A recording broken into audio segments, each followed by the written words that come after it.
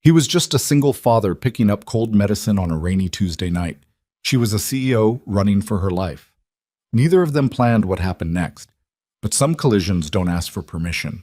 One desperate moment, one stranger who chose to help without being asked, one little girl who changed everything without saying a word. What started as the worst night of Charlotte Bennett's life slowly became the one thing she hadn't allowed herself to want, a reason to stop running. But before any of that could happen, someone wanted to make sure she never made it home at all. If this story already has you, hit that like button and drop your city in the comments below. I want to see just how far this story travels. Now settle in, this one's going to take a while. The rain came down hard that night, not the soft, cinematic kind that makes people pause on sidewalks and look up at the sky. This was the ugly kind, sideways, relentless, the kind that soaks through a coat in under a minute and turns every street corner into a small river. Owen Carter had his collar flipped up and his head down, walking fast across the parking lot of a 24-hour pharmacy on the edge of Midtown, a small paper bag tucked inside his jacket to keep it dry. Inside that bag, children's fever reducer, a bottle of electrolyte solution, and a box of the cherry-flavored throat drops that Lily would actually take without a fight. She'd been running a low fever since noon. Nothing serious, but she'd woken up at 9 o'clock, pressing her hot little face against his arm and whispering that her throat hurt. He'd settled her back down with a cool cloth and a glass of water, waited until she drifted off again, and then called Mrs. Harmon from the unit upstairs, the retired school teacher who'd become something between a neighbor and a lifeline, to sit with Lily for 40 minutes while he made the run. He was almost at his car when he heard it. Not a scream, more like a cutoff sound, the beginning of one, stopped too quickly. It came from the narrow alley between the pharmacy and the parking structure next to it, half hidden by a row of commercial trash cans and the deep shadow thrown by a broken overhead light. Owen stopped. He stood there for a second with rain running down the back of his neck, telling himself it was nothing. A cat. A drunk. Someone's bag catching the wind. Then he heard the low male voice. "Don't make this difficult. The car is right there. You get in, nobody sees anything, and we're done." Owen didn't think. That was the honest truth of it. He didn't have a plan, didn't run any kind of calculation. He just moved toward the sound the way you move toward a child who's fallen, some reflex in him older than reason, and when he rounded the edge of the dumpsters, he saw them. Two men in dark jackets, one of them gripping the upper arm of a woman pressed back against the brick wall, her other arm twisted behind her. She was well-dressed, rain-soaked, and she was not making it easy for them. That much was clear from the way the bigger man was straining to hold her still. "Hey," Owen said. It came out louder than he intended. All three of them looked at him. For one suspended second, nobody moved. Then Owen held up his phone, thumb already pressing record. "I've got your faces," he said. His voice sounded steadier than he felt. "And the plate on that car over there. Whatever you think you're doing, this is already being uploaded." It was a bluff. He hadn't hit record yet. His hand was shaking slightly, and the rain was getting into his eyes, and he was very aware that he was one man with a paper bag of cold medicine, but he kept his phone up and his feet planted, and he did not look away. The two men looked at each other. Something passed between them. A calculation, a hesitation, and then the one gripping the woman let go, and they walked fast toward the far end of the alley, turned the corner, and were gone. Owen let out a breath that he hadn't known he was holding. The woman was still pressed against the wall. She was breathing hard, one hand flat against the brick behind her, and she was staring at him with an expression he couldn't read. Not gratitude, not relief, something more complicated. Shock, maybe. The controlled kind, where the body knows it, but the mind is still catching up. "Are you hurt?" he asked. "No." The answer came quickly, like she'd been trained to give it. Then she seemed to reconsider and added, more honestly, "My arm, a little." He took a step closer. She was around his age, maybe slightly younger, dark hair plastered against her face from the rain, a charcoal blazer that probably cost more than Owen's monthly car payment, one heel slightly broken from where she'd clearly been struggling. Underneath the composure she was working hard to hold on to, she was pale. "Did you call the police?" he asked. Something shifted in her face. I need to, yes, I need to. She stopped. Her hand went to her jacket pocket, found it empty, and something close to panic crossed her features. My phone was in my bag. They took my bag. Use mine. She took it. Her fingers were shaking slightly as she dialed, and Owen stepped back to give her space, standing at the mouth of the alley to block any view from the parking lot. He listened to her speak to the dispatcher, calm, precise, giving the location and a clipped description of the men. She did not give her name. That registered, but he filed it away. When she handed the phone back, she said, "They'll be here in 15 minutes. Okay. I can't wait on the street." She said it flatly, not as a request, just as a statement of fact. But her eyes were watching him in a way that was clearly a question. Owen thought about Lily with the fever. He thought about Mrs. Harmon, who would be watching the clock. He thought about the broken heel and the way this woman's jaw was set in a hard line that he recognized.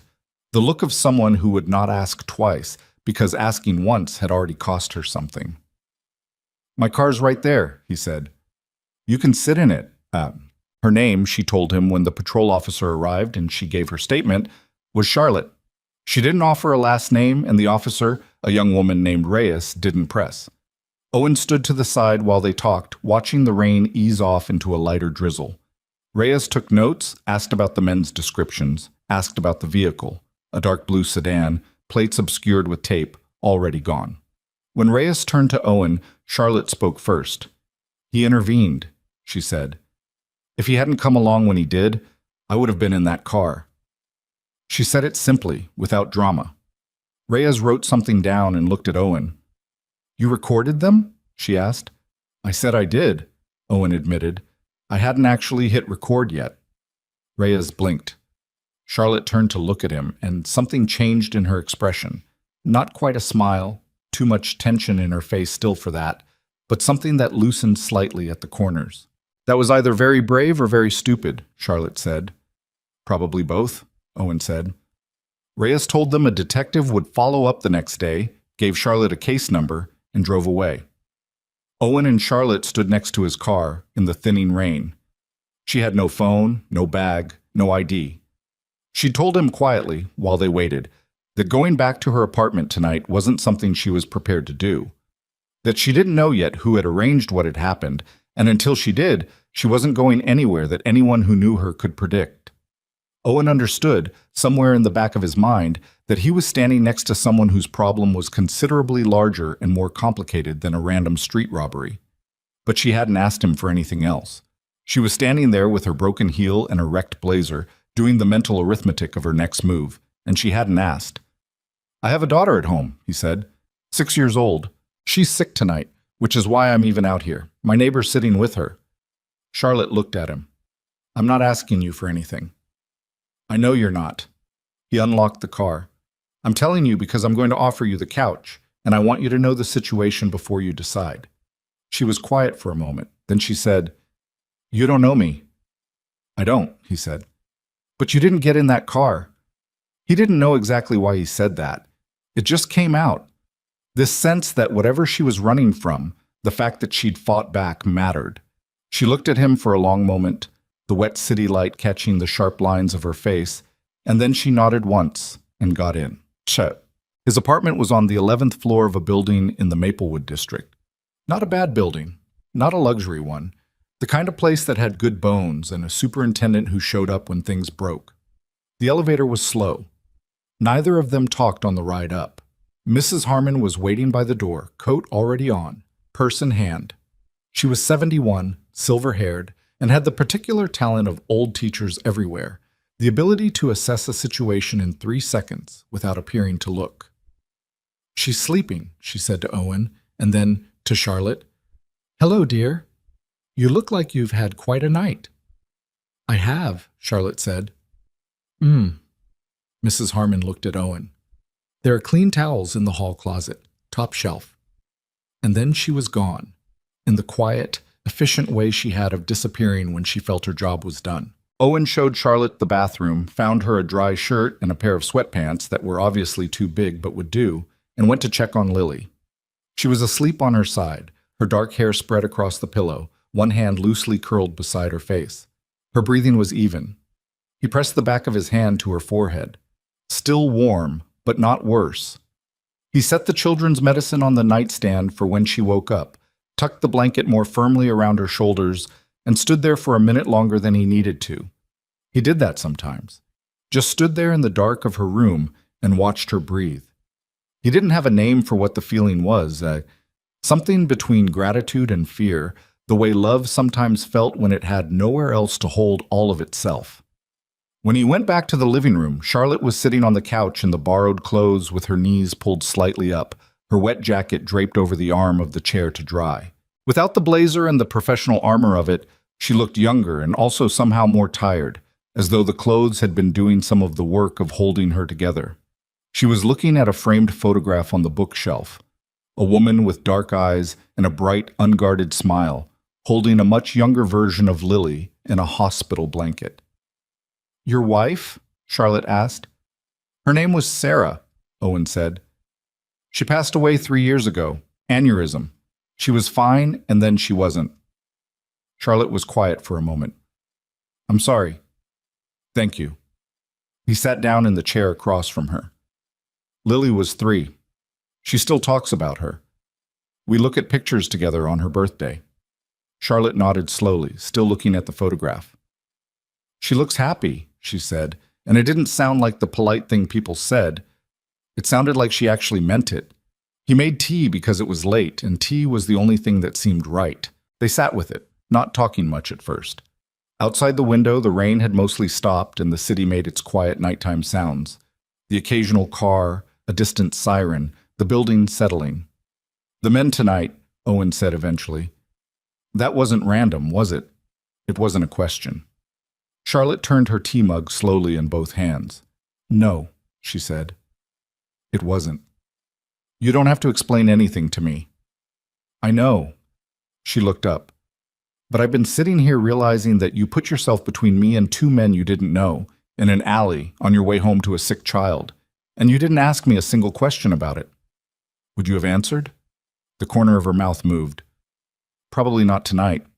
"Then why ask?" She studied him for a moment. Not the quick, appraising look she'd given him in the alley, but something steadier. "My name is Charlotte Bennett," she said. "I'm the CEO of Bennett Capital Group, and someone tonight tried to have me taken off the street, and I don't know yet if it was to scare me, to hold me, or something else. But I know it wasn't random, and I know it had something to do with a man named Marcus Hale." Owen didn't recognize the company. He recognized something in her voice when she said the other name. Not fear exactly, but the specific controlled tension of someone naming a thing they've been bracing themselves to say. "Your ex?" he guessed. She looked slightly surprised. "How did you—" "You said the name the way you say the name of someone you were wrong about." She was quiet for a moment, then, "Fiancé. Former. He didn't take the end of the engagement particularly well." "How long ago?" 8 months? "And you think he—" "I know he did." She said it flatly. "I just don't have proof. And without proof, he's just a wealthy man with lawyers and connections and a story about an emotionally unstable woman who ended things for no good reason." Owen drank his tea and didn't say anything. She was watching him with that appraising look again. "You're not going to tell me I should go to the police right now, or get a hotel, or call security." "I already watched you talk to the police," he said, "and you told them everything except your last name. You know what you're doing. It's not my place to tell you what you should do." She seemed to consider that. "Most people feel entitled to have an opinion." "I have opinions," he said. "I just don't assume they're useful." She looked at him for a long moment, and then she said something that surprised him. "Your daughter is lucky." He didn't know what to say to that. "I mean it," Charlotte said. "I watched you come in here, check on her, make tea for a stranger, and you're completely present. Like there's no version of tonight where she isn't the most important thing in the room, even when you're in a different room." "She's 6, Owen said, a little uncomfortably. "She's sick. Of course she is." "That's what I mean," Charlotte said quietly. Lily found Charlotte at 7:15 the next morning. Owen heard it before he was fully awake. The small footsteps, then a pause, then Lily's voice. "Why are you on our couch?" He got up faster than was probably dignified and found them in the living room. Lily was standing in her pajamas with the stuffed rabbit she called Mr. Buttons tucked under one arm, studying Charlotte with the direct, unfiltered assessment that 6-year-olds are capable of and adults generally can't manage. Charlotte was sitting up on the couch, looking like she'd been trying to figure out the right answer for the last 30 seconds. "Hi," Charlotte said. "I'm Charlotte. I'm a friend of your dad's." Lily considered this. "Did you sleep on our couch?" "I did." "Because it was raining?" "That's part of it, yes." Lily seemed to accept this with the easy logic of a child who has not yet learned to find things strange that aren't actually strange. She climbed up onto the other end of the couch, settled Mr. Buttons in her lap, and looked at Charlotte again. "Your hair is messy," she said. "I know. Mine is 2 in the morning. Daddy has to use the special brush." "That sounds like an ordeal." "It's a lot of knots," Lily agreed seriously. Owen stood in the doorway for a moment longer, watching, before he said, "How's the throat?" Lily turned to him. "Better. Can I have the cherry ones?" "After breakfast." He made eggs and toast, the only thing he was reliably good at on a weekday morning, while Lily sat at the kitchen table and told Charlotte about her class's current project, which involved building a model of the solar system using mostly cardboard and glitter glue, and which had resulted in what Lily described as a lot of glitter everywhere. Charlotte sat across from her, still in the borrowed sweatpants, and listened with what looked like genuine attention. Owen noticed the way Charlotte held her coffee mug with both hands, and watched Lily the way you watch something that surprises you. Not with condescension, not with the performed enthusiasm adults sometimes use around children, but with actual interest, like she was paying attention to what was being said. "Saturn is the best one," Lily declared. "Why Saturn?" Charlotte asked. "Because of the rings. And because it's yellow. Yellow is a good color for a planet." "I think that's a completely valid reason. My teacher said we have to do the rings separately and attach them with wire, but I think glitter glue would look better." "You might be right," Charlotte said. "Glitter does capture the spirit of Saturn more accurately." Lily looked at her with visible approval. "Do you want to see the one I already started? It's in my room." "I would like that very much." Owen watched his daughter take Charlotte Bennett, CEO, by the hand and lead her down the hallway to see a half-built styrofoam ball covered in gold paint and an ambitious amount of glitter. He stood at the kitchen counter for a moment with his coffee, and there was something happening in his chest that he didn't examine too carefully. Cheech-it. Charlotte left mid-morning after borrowing Owen's phone to make several calls, quiet, clipped conversations that he didn't strain to hear. Her security team arrived in a black SUV 40 minutes later, 2 men in dark coats who stood in the hallway with the particular stillness of people trained to be inconspicuous in confined spaces. She changed back into her own clothes, which had mostly dried, though the blazer still had a dark water stain along one lapel. At the door, she stopped and turned back. "I don't have a way to repay you right now," she said. "I left all my cards in the bag they took." "I didn't do it for repayment." "I know." She said it the way she'd said several things, like she'd already considered the answer before he gave it, and was noting that it matched. She reached into the pocket of her slacks and pulled out a business card that had somehow survived the night. Embossed, heavy paper, just her name and a number, nothing else. "If you ever need anything," she said, "and I mean that practically, not ceremonially." He took the card. She looked past him for a second, toward the hallway where Lily had disappeared back to her room. "She's remarkable," she said quietly. "I know. You've done something real with her." He didn't know what to say to that, so he said, "Thank you for not letting them put you in that car." She looked at him sharply, then, and for just a second, the professional distance she'd been rebuilding all morning fell away, and she just looked at him, unguarded, tired, some kind of recognition in her face that he couldn't name. Then she nodded, once, and left. Ted. He stood at the closed door for a moment. He was still holding the business card.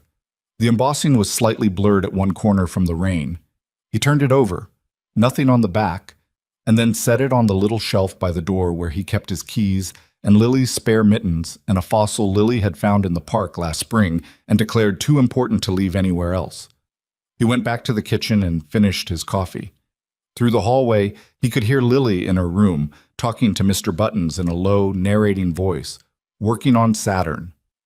He stood at the sink and let the morning run its normal course around him, the familiar rhythms of it, the hiss of the radiator, the faint street sounds from below, Lily's small voice moving between sentences and sound effects. He picked up his phone to check his messages from work. He had 12 emails, a calendar reminder for a 10 o'clock call, and a text from his manager about the quarterly analysis being due Friday.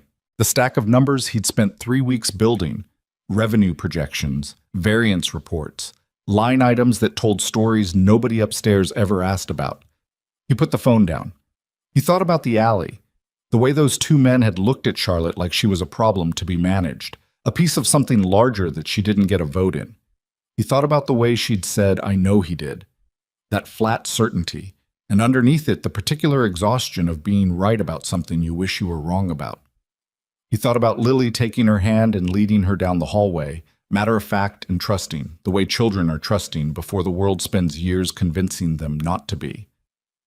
He finished his coffee, rinsed the mug, and went to knock on Lily's door. "Hey, Bug, how are we feeling? Throat still okay?" "Still okay," Lily said without looking up from Saturn. "Daddy, do you think the rings should have different colors or all the same?" "Scientifically, they're mostly the same," he said, leaning in the doorway. "But artistically?" "Artistically," he said, "different colors. Definitely." Lily nodded seriously and reached for a second glitter container. He watched her work for a minute, and then he went to get ready for the day. Sup. The rest of that week passed the way weeks do when something has shifted, but you don't have language for it yet. Each day roughly the same on the surface, the same commute, the same fluorescent office, the same careful columns of numbers, and underneath it, some awareness that something had moved. He told himself it was just the incident itself, the adrenaline of the alley, the strangeness of bringing a stranger home, the residue of something unusual. He'd had weeks like this before. After Sarah died, the world had kept moving in ways that felt both ordinary and deeply wrong, and it had taken him a long time to understand that disorientation wasn't something that went away. It just became familiar. He didn't think about Charlotte Bennett specifically, or he tried not to. What he thought about, when he caught himself thinking, was Lily's face when she'd sat across from her on the couch. The way Lily had climbed up and settled in without any of the wariness she usually showed around people she didn't know. Lily was not, by nature, a particularly suspicious child, but she wasn't carelessly trusting either. She took her time, she watched, and she'd watched Charlotte for about 45 seconds and then made a unilateral decision that this person was worth talking to. Owen trusted Lily's judgment. He'd learned in the years of being her only parent that children had a way of reading people cleanly, without the layers of context and politeness and history that adults use to obscure what they actually thought of each other. He didn't think about the business card on the shelf by the door. He almost convinced himself he hadn't noticed it every time he picked up his keys. Friday morning, his manager called him into her office before the 10 o'clock. Deborah Walsh was 54, competent, and deeply uninterested in anything that fell outside her immediate departmental remit. She gestured at the chair across her desk with the specific energy of someone who had made this gesture many times and had stopped finding it anything other than a formality. "I need the quarterly variance report by end of day," she said. "I know. I have it." "The Q3 projections were off," she said. "Significantly. Legal wants an explanation of the methodology before we pass it to the partners." Owen frowned. "The Q3 methodology is the same one we've been using for 4 years. If legal has questions..." "I know what the methodology is, Owen. I need you to write up a formal explanation that doesn't require people to already know what they're looking at." He was quiet for a second. This was not new. The expectation that analysis should be translated into something simple enough to not challenge anyone who would then sign off on it. He'd learned a long time ago that this was not the right hill to choose. "I'll have it by 3, he said. "By noon." He went back to his desk and pulled up the file. The Q3 numbers had been nagging at him for weeks. Actually, not wrong, not in any way he could pin down, but off in the way that numbers sometimes felt when you'd been looking at them long enough. A rounding that didn't need to be a rounding. a transfer category that moved through accounts in a pattern too regular to be organic. He'd flagged it internally. The flag had been noted and deprioritized. He pulled the file up and started writing the explanation. Outside the window, 18 floors up, the city moved through a gray November morning, and Owen Carter sat in his cubicle and did his job the way he always did, carefully, completely, without anyone particularly noticing that he was there. Lily's fever was fully gone by the weekend. Saturday morning, she woke him up at 6:45 by standing next to his bed with Mr. Buttons and announcing that she wanted pancakes and also that Saturn was finished and could he please look at it. "It's 6:45 yet," he told her. "I know," she said, "but I finished Saturn." He made pancakes. They sat at the kitchen table and she told him her plan for Jupiter, which involved a red circle made of felt and a lot of orange glitter, and he nodded at the plan and drank his coffee. "Daddy," she said after a while. "Yeah. Is Charlotte your friend?" He didn't look up from his coffee right away. He took a second. "I just met her," he said.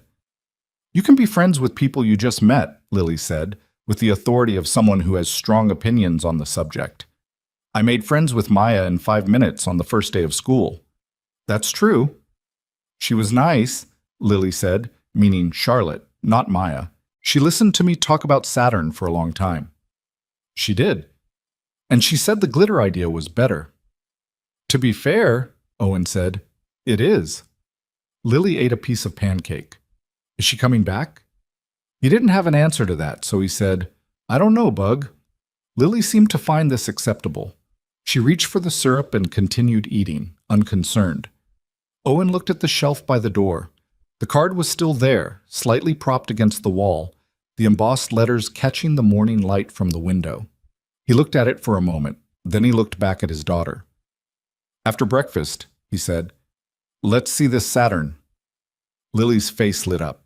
He reached over and fixed the collar of her pajama top, which had gotten turned the wrong way, and she barely paused in eating to let him do it, already talking about felt and glitter and the particular challenge of Jupiter's great red spot, and he listened to every word. Outside the window, the city was starting to wake up. The weekend lay ahead, ordinary and full and unplanned, the way weekends were when you had a 6-year-old and a half-built solar system and a small apartment that somehow always felt like it had exactly enough in it. He didn't know, that morning, what was coming. None of us ever do. The call came on a Tuesday. Owen was at his desk, halfway through a sandwich he'd been eating in installments between emails, when his phone buzzed with a number he didn't recognize. He almost let it go to voicemail. He picked up on the third ring, mostly because Lily's school sometimes called from different numbers, and he'd learned not to risk it. "Owen Carter?" The voice was professional, measured, a woman who was accustomed to people paying attention when she spoke. He recognized it anyway. He set down the sandwich. "Ms. Bennett." A brief pause, like she'd been prepared for more resistance. "Charlotte is fine. Do you have a few minutes?" "I'm at work." "I know, I won't take long." Another pause, shorter this time. "I need to see you, not over the phone." He looked at the open spreadsheet on his monitor. The variance report he'd submitted the previous Friday had come back with a note from Deborah that legal still had concerns, and would he please simplify the language further. He'd been staring at the note for an hour, trying to figure out which specific words were too complicated for a room full of lawyers. "When?" he said. "Today, if possible. There's a coffee place on Wentworth, Harlow's. Do you know it?" "I can find it." 6 o'clock? He thought about Lily. Mrs. Harmon, on Tuesdays, picked her up from aftercare and had her until 6:30. It was already 4:15. 6:15, he said. 6:15, Charlotte agreed, and hung up.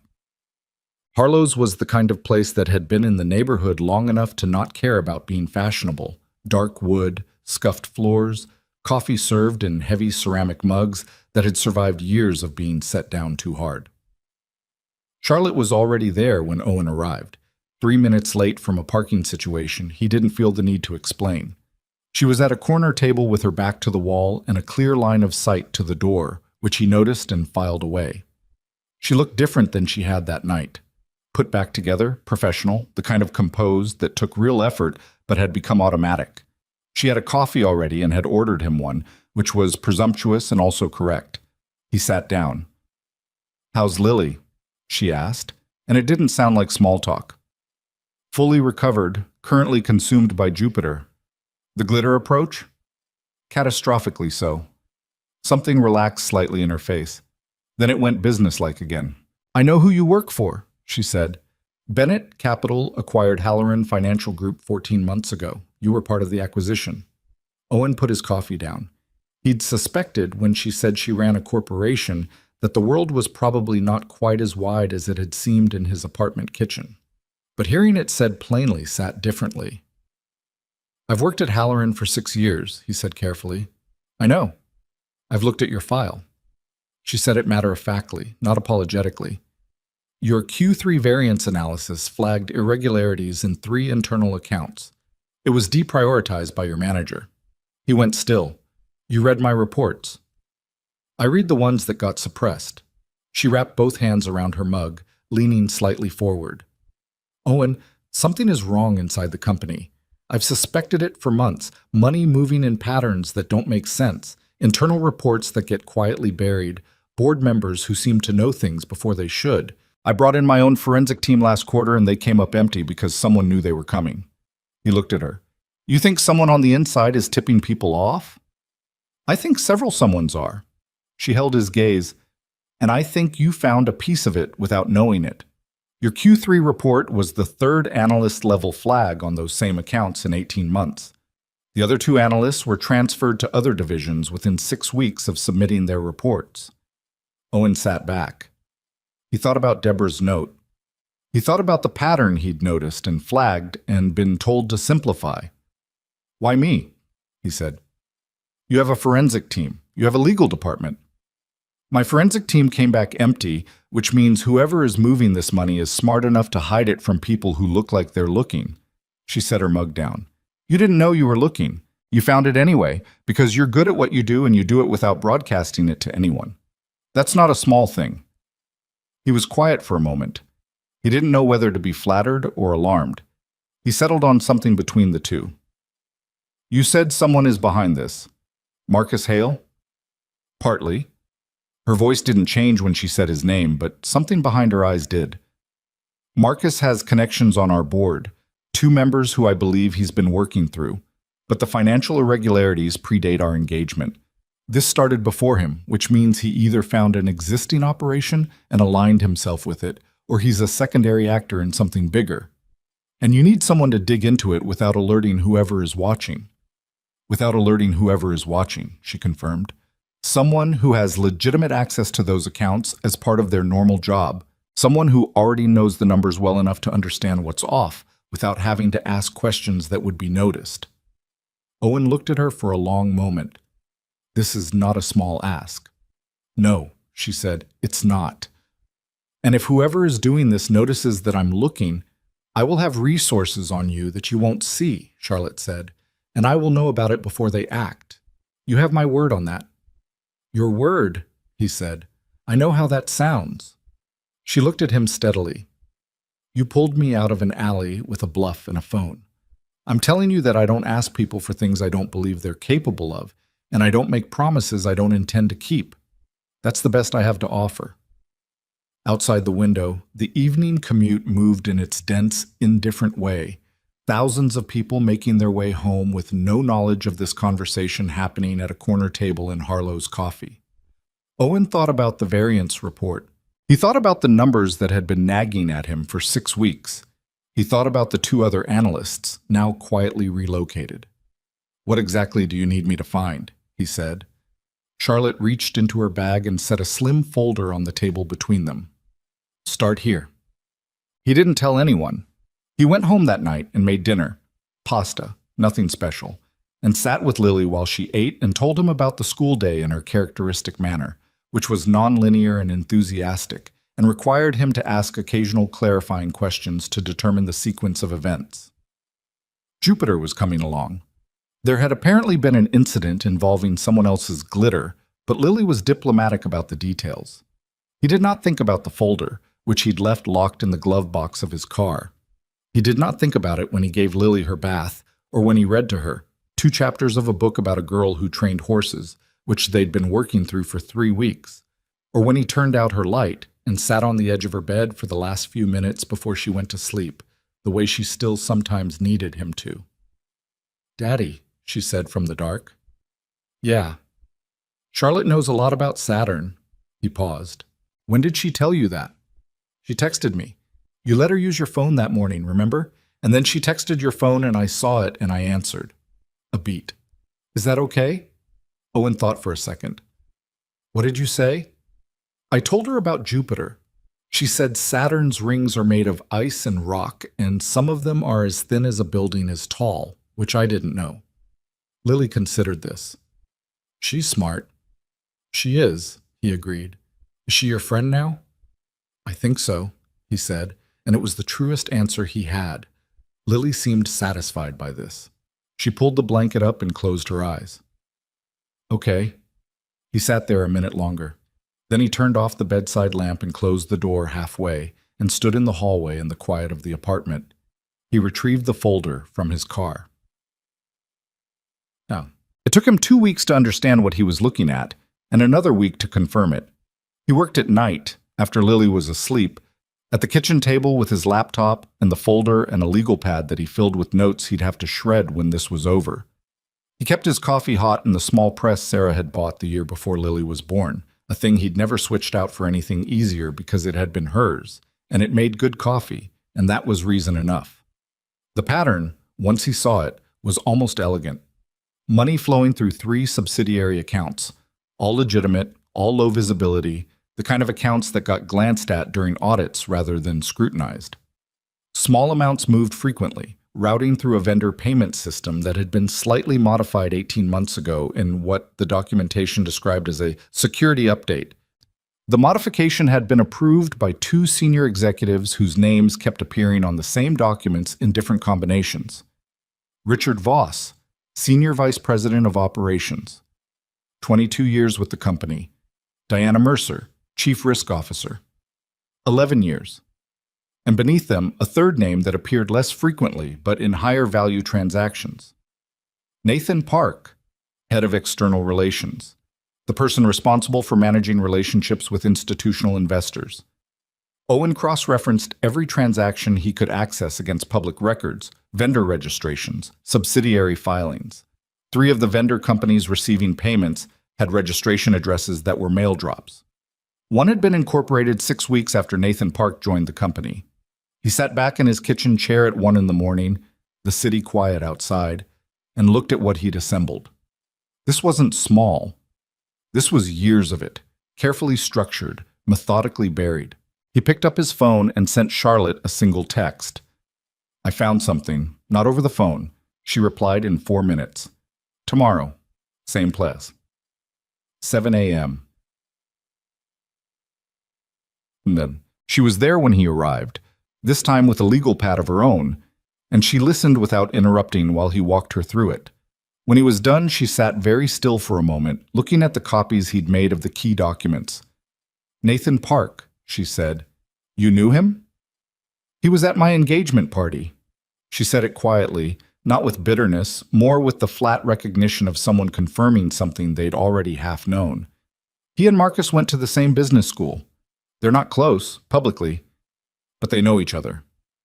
"Which means the leak to your ex wasn't accidental," Owen said. "Park had access to board communications. If he was feeding Marcus information, then Marcus knew the board's concerns before I did." Charlotte pressed her fingers briefly against her mouth, a gesture he'd come to recognize. She did it when she was thinking hard and didn't want to say something half-formed out loud. "That's how he's been staying ahead of me. I've been responding to a board I thought I understood, and he's been reading the script before the performance." "There's more," Owen said. He turned a page. "The financial irregularities aren't just about money.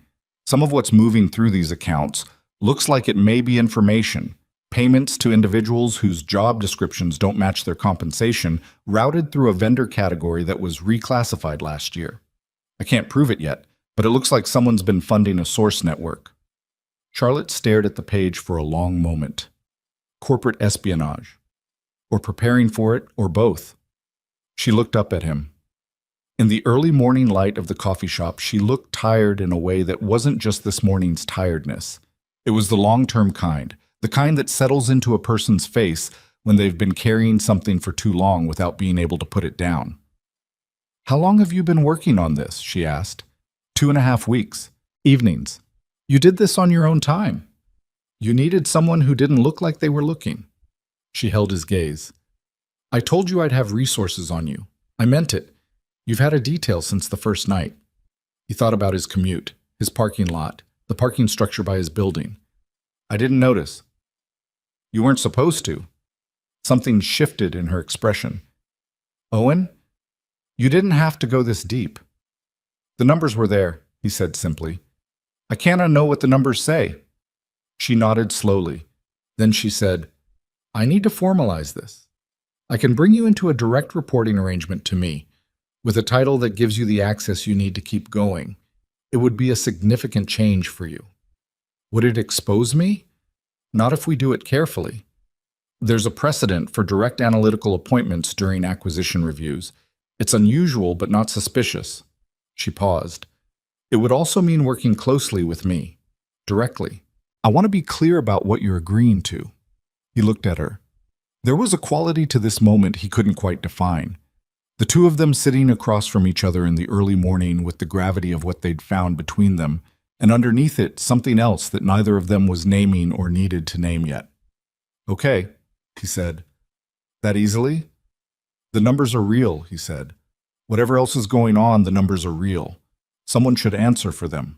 But the next 6 weeks were the strangest of Owen's professional life. By day, he was still an analyst at Halloran. Same desk, same fluorescent light, same Deborah with her requests for simplified language. He submitted his regular reports on time, attended his standing meetings, ate lunch at his desk or sometimes in the building's lobby when he needed air. Nothing different that anyone would notice. In a second life running parallel, he was building a case. Charlotte had set him up with a secure channel, an encrypted communication system run through a law firm with no visible connection to Bennett Capital, and he used it to send her his findings in increments, careful, documented, cross-referenced. She responded with questions, additional documents she had access to that he didn't, context that reframed certain transactions in ways that made them worse. They spoke on the phone sometimes late at night, after Lily was asleep. He'd started those calls expecting them to be purely operational, and they mostly were, but there was a quality to the late-hour conversations that was different from the daytime messages. Looser, somehow, more likely to drift sideways. She told him about Marcus once.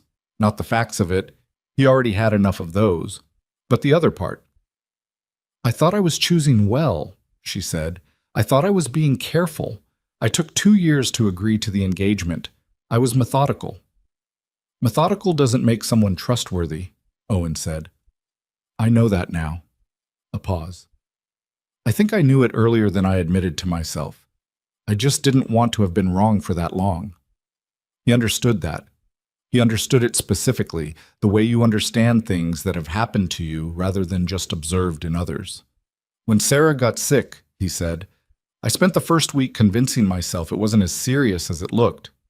Every number they gave me, I'd find a reason it might be wrong, because being wrong about the numbers was better than what the numbers said." Charlotte was quiet for a moment. "Did it help, convincing yourself?" "For a week," he said, "and then it didn't." "No," she said softly. "It never does." The shift happened the way shifts between people often do, not in one moment, but across a series of ordinary ones that accumulated meaning without announcing themselves. Charlotte started coming by the apartment, not often and not without reason. There were documents that needed to be exchanged in person, discussions about the case that the encrypted channel wasn't right for. The first time she came by on a Wednesday evening, Lily heard the knock and was at the door before Owen had put down the dish towel. "Charlotte," Lily said, with the uncomplicated delight of someone who has not yet learned to moderate their enthusiasm about things they're happy about. Charlotte looked slightly startled by the force of the greeting. Then she crouched down to Lily's level in a way that looked slightly unfamiliar, like something she was figuring out in real time, and said, "Hi, how's Jupiter?" "Done," Lily announced. "Come look." Lily, Charlotte's here for work. Owen started. It's okay, Charlotte said. She looked up at him. I have 5 minutes. She spent 20 minutes looking at the solar system, which now occupied most of Lily's desk and was frankly ambitious in its scope. She asked the right questions and gave the right reactions, and Owen watched from the doorway as Lily explained the relative sizes of things with the authority of someone who had done significant research. When they finally settled at the kitchen table to go through the documents, Lily had migrated to the living room with Mr. Buttons and a chapter book, but kept wandering back with questions that were technically about her homework and actually about staying in the orbit of the conversation. Charlotte answered everyone without making Lily feel like she was being indulged, which was a specific skill. After Lily was in bed, Owen and Charlotte sat for a while longer at the kitchen table. The documents were done. The coffee press was empty. Outside the window, the city went about its nighttime business. You're good with her, Owen said. Charlotte turned her mug in her hands, the same habit he'd noticed the first night. I don't know what I'm doing, she said honestly. I keep waiting for her to call me on it. She won't. She's 6. She's not analyzing your technique. No, she just... Charlotte paused. She just responds to things as they are, without all the other layers. Yeah, Owen said. That's the thing about her. Charlotte looked at him. The kitchen was quiet, the lamp on the table casting the kind of light that softens the edges of things. She looked, in this moment, less like the woman who ran a corporation and more like someone who had been tired for a long time and wasn't sure when she'd gotten permission to stop. This isn't how I planned any of this, she said. What, the investigation? All of it, she looked down at the mug. My whole plan was the company, graduate school, the apprenticeship, 12-hour days, everything subordinated to the plan. And the plan was... She stopped. The plan didn't include my CFO leaking board minutes to my ex-fiancée or getting grabbed in an alley or... She gestured vaguely at the kitchen, at the apartment, at what she clearly couldn't find a word for. Or a 6-year-old with strong opinions on planetary aesthetics, he offered. She laughed. It surprised her, he could tell, the kind of laugh that escaped before the filter caught it. She pressed her hand to her mouth after, the same way she did when she was thinking, but her eyes were warm. That, she said. Yes, that specifically. He didn't say anything. He didn't need to. She left 20 minutes later and he closed the door and stood for a moment in the hallway. Through the wall, he could hear Lily's breathing, the even, deep rhythm of a child fully, confidently asleep, trusting that everything would be where she left it in the morning. He cleaned up the kitchen. He did not examine, too carefully, the specific quality of the quiet the apartment had after Charlotte left, the way it felt marginally different than the quiet it had before she arrived. He just cleaned up the kitchen and went to bed. 3 days later, Charlotte sent him a message through the encrypted channel. They're moving faster than I thought. Marcus presented to 2 board members last week. He's claiming I'm in psychological decline, erratic decisions, emotional instability. He has documentation, fabricated but detailed. Owen read it twice. Then he typed back, how long before it reaches the full board? Her reply came in under a minute. The shareholders' gala is in 6 weeks. He's planning something there, something public. He sat with that for a moment. 6 weeks. 6 weeks to finish building a case that was solid enough to survive whatever Marcus Hale was planning to walk into that room with. He opened his laptop and pulled up the file. He had work to do. The 6 weeks went faster than Owen expected, which was how time always worked when you were afraid of running out of it. He finished the core of the documentation with 9 days to spare. Transaction logs, account trails, vendor registration records, a timeline that connected the modified payment system to the first suspicious transfer and carried it forward in an unbroken line through 31 months of activity. He'd verified each piece 3 times, not because he didn't trust his own work, but because the people across the table from him at that gala would be looking for any reason to dismiss it, and he wasn't going to give them one. Charlotte reviewed everything over 2 evenings at the kitchen table. She read carefully, made notes in the margins in her small, precise handwriting, asked clarifying questions that were good questions. When she got to the section on Nathan Park and the institutional investor communications, she stopped for a long moment. He was at the table when I announced the Q4 strategy last year, she said. I watched him take notes. He was sending summaries to a private email account the same afternoon, Owen said. The account traces back to a consulting firm in Delaware. The firm has one client on record. Charlotte didn't ask who. She already knew. Marcus, she said. Marcus. She closed the folder and sat back in her chair. Owen watched her go through something. Not falling apart, nothing so visible, just a kind of internal recalibration. The specific look of a person absorbing the full weight of a thing they've known was true but hadn't yet seen entirely laid out. How did I miss Park? She said. Not to him exactly, more like a question she was asking herself. He's been there 11 years, Owen said. He's good at being invisible inside an organization. It's actually a skill. I know it's a skill. It's the same skill you have. She looked at him. The difference is you're using yours for something that isn't theft. He didn't have a response to that, so he didn't try for one. He refilled her coffee instead. She watched him do it, and he had the feeling again, the one he'd been having more frequently in the last few weeks, that something was being said in the spaces between the things they were actually saying, and that both of them were, for their own reasons, leaving it there for now. The gala, she said. Tell me what you're thinking. He sat back down. Whatever Marcus is planning to do publicly, he'll have his version of the documentation ready. He'll present it as evidence of your instability or your negligence, or both, in a room full of investors and board members. The optics are going to matter more than the substance, at least in the first 5 minutes. Which means if I try to refute it after the fact, it looks defensive. It looks defensive and it looks rehearsed. He'll have anticipated the rebuttal. Owen turned his legal pad to a clean page. The only way to break the frame before it closes is to move first. Not with a counter-narrative, with the actual evidence. Charlotte thought about this. Before he speaks, or the moment he opens his mouth, so there's no gap for the room to form an impression. She was quiet for a moment, looking at the table. He's going to have support in that room, Voss, Mercer, at least 2 of the board members. If I move too early and he pivots, I look like I'm mounting a preemptive attack on my own shareholders. That's the risk, Owen said. And if I time it wrong, it lands badly, yes. She looked at him. You've thought about this a lot. I think about things at night, he said. Occupational habit. Do you think we can do it? He looked at what they'd built together.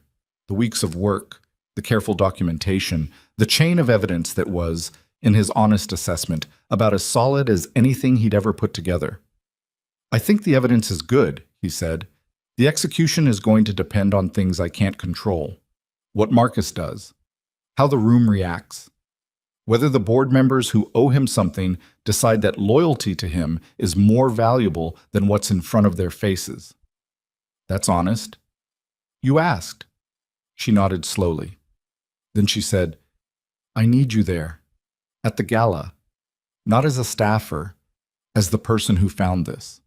He looked at her. Charlotte, I know it's not what you signed up for. It's not what I signed up for, he agreed.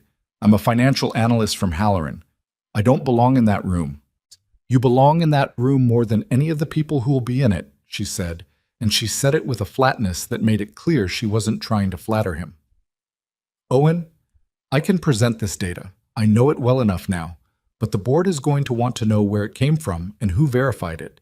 And if I say I found it myself, the first thing Marcus will say is that I fabricated it. I need you standing next to it. He was quiet.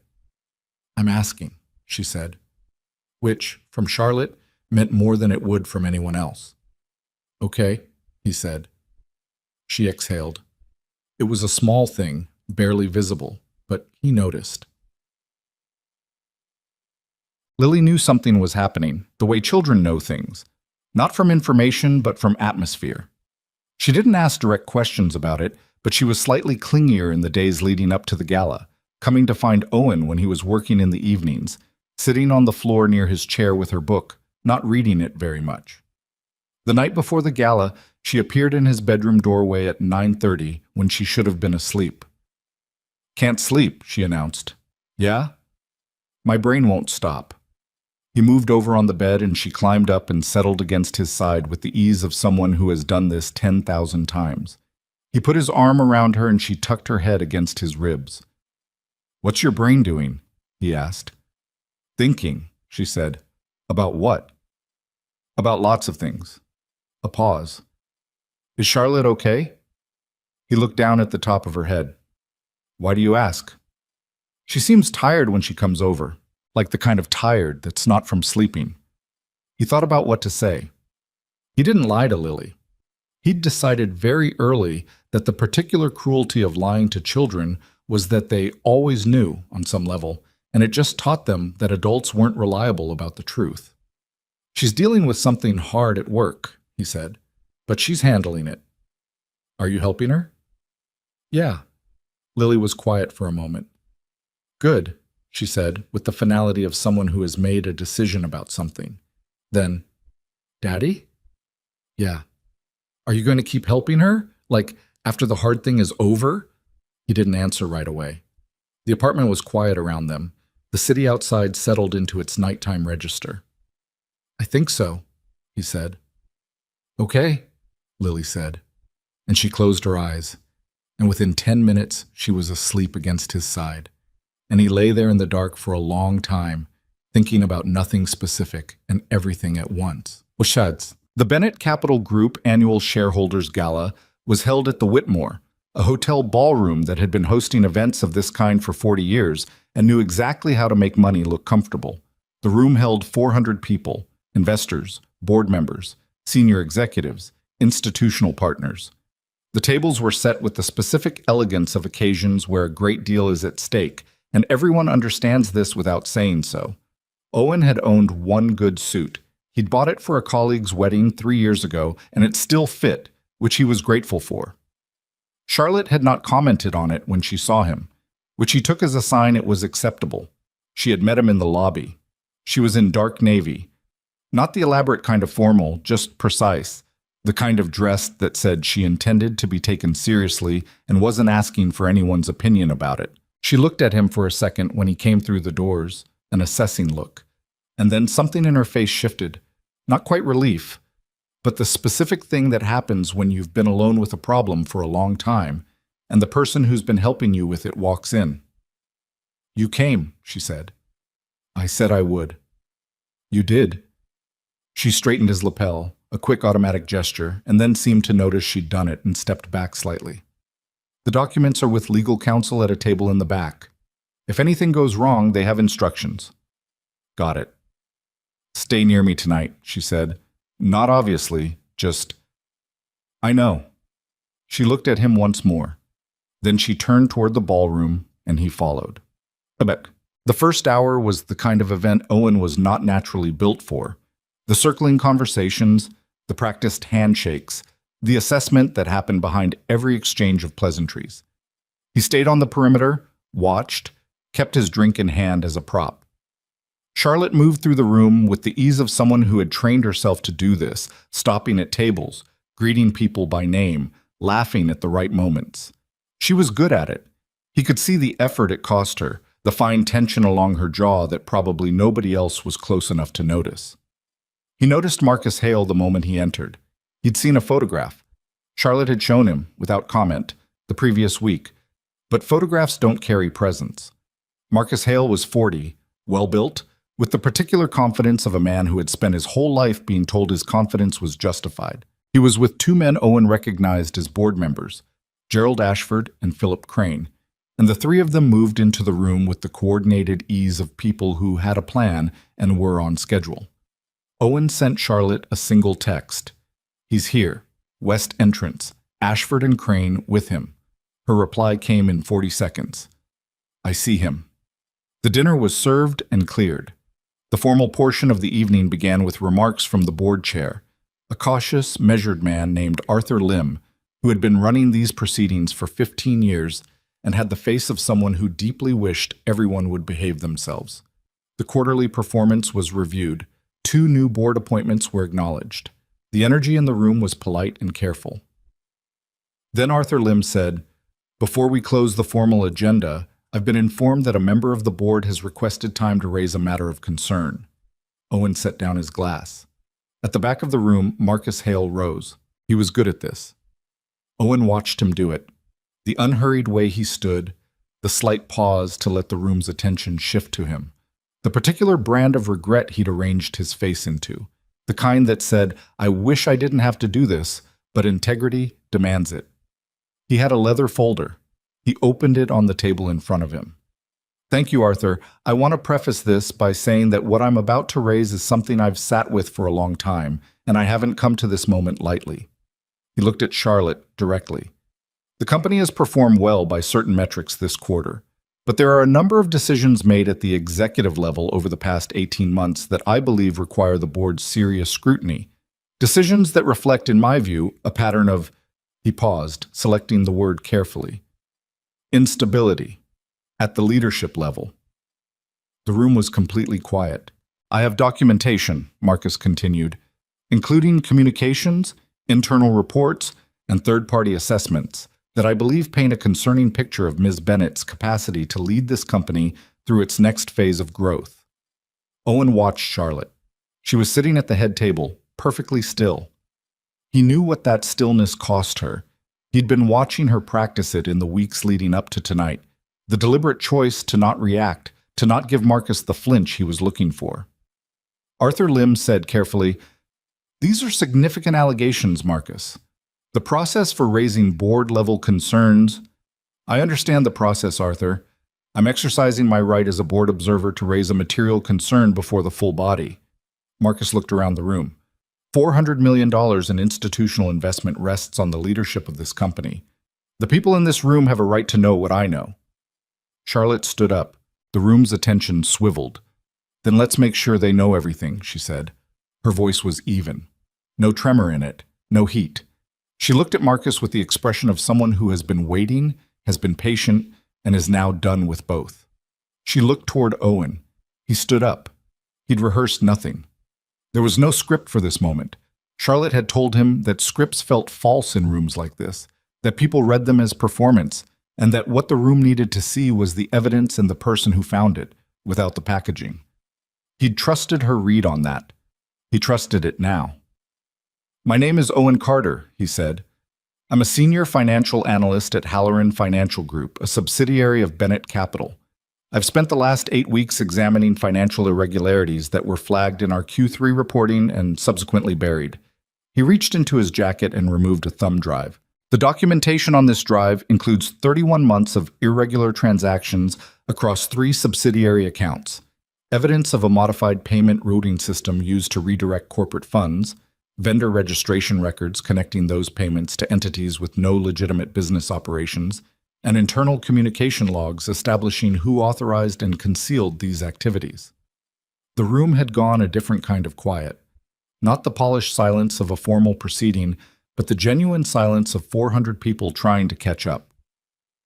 "The individuals named in this documentation," Owen continued, "include Richard Voss, Senior Vice President of Operations, Diana Mercer, Chief Risk Officer, and Nathan Park, Head of External Relations." He paused. "Along with documentation of the external coordination that made concealing this activity possible." He looked at Marcus Hale. Marcus had not moved. His face had gone through several expressions in rapid succession and had landed on something controlled and cold. "Whatever this person has assembled," Marcus said, his voice steady, "I think we can all recognize a counter-narrative when we see one. Ms. Bennett has had weeks to prepare." "Mr. Carter has been working under legal privilege," Charlotte said, over him.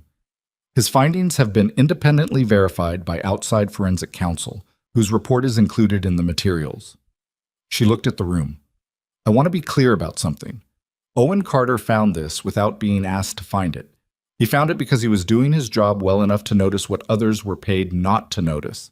He brought it to me because it was the right thing to do, and that is the only reason he is standing in this room tonight." Marcus said, "This is exactly the kind of deflection—" "Sit down, Marcus." It came out with a quiet authority that was not the authority of the title. It was older than that. The authority of someone who knows exactly what she's dealing with and has stopped being afraid of it.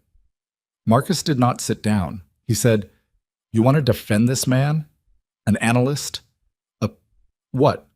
A widower with a kid? You want to stake the company on the word of someone who has every reason to want your attention?" The room absorbed this.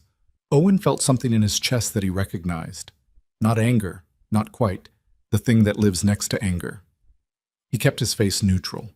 Charlotte turned and looked at Marcus with an expression Owen had not seen on her face before. Not controlled, not composed, just direct, undefended. "Yes," she said, "that is exactly what I'm doing." She paused. Owen Carter is the only person in this room who found the truth and didn't try to use it for his own advantage. He handed it to me. He came here tonight. He stood up in a room full of people with considerably more institutional power than him and said what he found, without dressing it up, without asking for anything. She looked around at the room. "And you're right that he's a single father. He has a 6-year-old daughter at home right now, being watched by his neighbor so he could be here. I know that because I know him. I know the kind of person he is." She looked at Marcus one last time. "And you are not that kind of person. You never were." Marcus's jaw tightened. "This is a personal—" "Sit down." This time it came from Arthur Lim. The board chair looked at both of them and then at the room.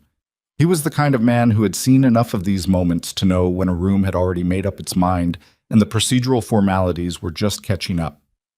"I think," Arthur Lim said carefully, "we need to take a brief recess and let legal counsel review the materials Mr. Carter has presented." He looked at Marcus Hale with an expression that was not quite anything Owen had a word for. The specific look of an institution that has realized it almost made a catastrophic error and is recalibrating in real time. Marcus looked at the table, then at the 2 board members who had walked in with him. Gerald Ashford was looking at his hands. Philip Crane had already turned to speak quietly to the woman beside him. Neither of them was looking at Marcus. The recess was called. People moved. The controlled stillness of the evening broke into the 100 small movements of a room that had just had its script rewritten and was figuring out its new blocking. Owen stood where he was for a moment, and then Charlotte was next to him, and she didn't say anything, just stood beside him, and her shoulder was almost touching his arm. "You okay?" he asked quietly. "Ask me in an hour," she said. "Fair." She looked at him then, actually looked at him, and her expression was the most unguarded he'd ever seen it. Not the composure or the precision or the professional distance, just Charlotte, tired and standing and still here. "Thank you," she said. He shook his head slightly. The numbers were there. "I know," she said, "but you were too." Yes. The recess lasted 40 minutes. Owen sat at a corner table with a glass of water and did not particularly talk to anyone. A few people came to introduce themselves. An institutional investor from a fund he'd never heard of, a woman from compliance who wanted his contact information, and he handled each exchange politely and then returned to his water. He texted Mrs. Harmon, "Running long, hope that's okay." Her reply, "Lily is asleep. Take your time." He sat with that for a moment. Lily, asleep, at home, 10 miles away, and completely safe, with no knowledge of this room or what had just happened in it. The thought of her settled something in his chest. When the room reconvened, Arthur Lim announced that the documentation presented by Mr. Carter had been transmitted to outside legal counsel and to the firm's forensic auditors, effective immediately. He announced with considerable care in his word selection that pending review, certain executive functions would be suspended as a precautionary measure. He announced that the board expressed its full confidence in Charlotte Bennett as CEO while the review proceeded. Marcus Hale left before Arthur finished speaking. Owen watched him go. There was no satisfaction in it, not quite, just the particular feeling of a thing that needed to happen, happening. Richard Voss and Diana Mercer sat very still at their respective tables. Nathan Park had not come to the gala at all, which, it would later emerge, was because he'd been informed by his own sources that the evening was not going to go the way he'd planned. In the slow aftermath of the room returning to something that resembled normal, Charlotte found Owen again. They stood near the windows at the edge of the room, the city visible below them, the quiet that settles after the thing you've been bracing for has passed. Voss looked like he was going to be sick, Owen said. He should be, Charlotte said. He'll be worse when the auditors get started. Mercer didn't react at all. Mercer is a lawyer's problem now. She looked out the window. Marcus will fight it. He'll find a way to drag it out. Probably. But he won't win. She said it quietly, not triumphantly, just a statement of what the evidence supported. Owen nodded. They stood there for a moment in the comfortable way of people who no longer need to fill all the space between them with words. The city below moved in its oblivious way. The room behind them hummed with the particular energy of 400 people recalibrating. "I need to go back in," Charlotte said. "Arthur's going to want to talk, and there are investors I need to speak to tonight before the story gets away from me." "Go," he said. She turned to leave, then paused, turned back. There was something in her face that she clearly hadn't fully decided whether to say. "Come to dinner," she said. "This weekend. You and Lily. Not for any reason except that I want to cook dinner for both of you, and I don't think I should keep pretending that this is purely professional." He looked at her. "That's what I thought," she said, reading something in his face. "You've been waiting for me to say it." "I didn't want to assume." "You weren't assuming," she said, and she held his gaze for just a moment, long enough to mean something, before she turned and walked back into the room. Owen stood at the window for another minute. He thought about Lily asking, "Are you going to keep helping her after the hard thing is over?" He thought about the answer he'd given, the one that was true but hadn't been complete yet. He looked out at the city. Then he went back in. The dinner Charlotte had promised happened on a Saturday, 3 days after the gala, and it was not what Owen expected. He'd anticipated something polished, the kind of meal that reflected the rest of how Charlotte presented herself to the world, precise and controlled and well executed. What he found when he and Lily arrived at her apartment was a kitchen that looked like someone had been cooking for 2 hours and had not entirely won the encounter.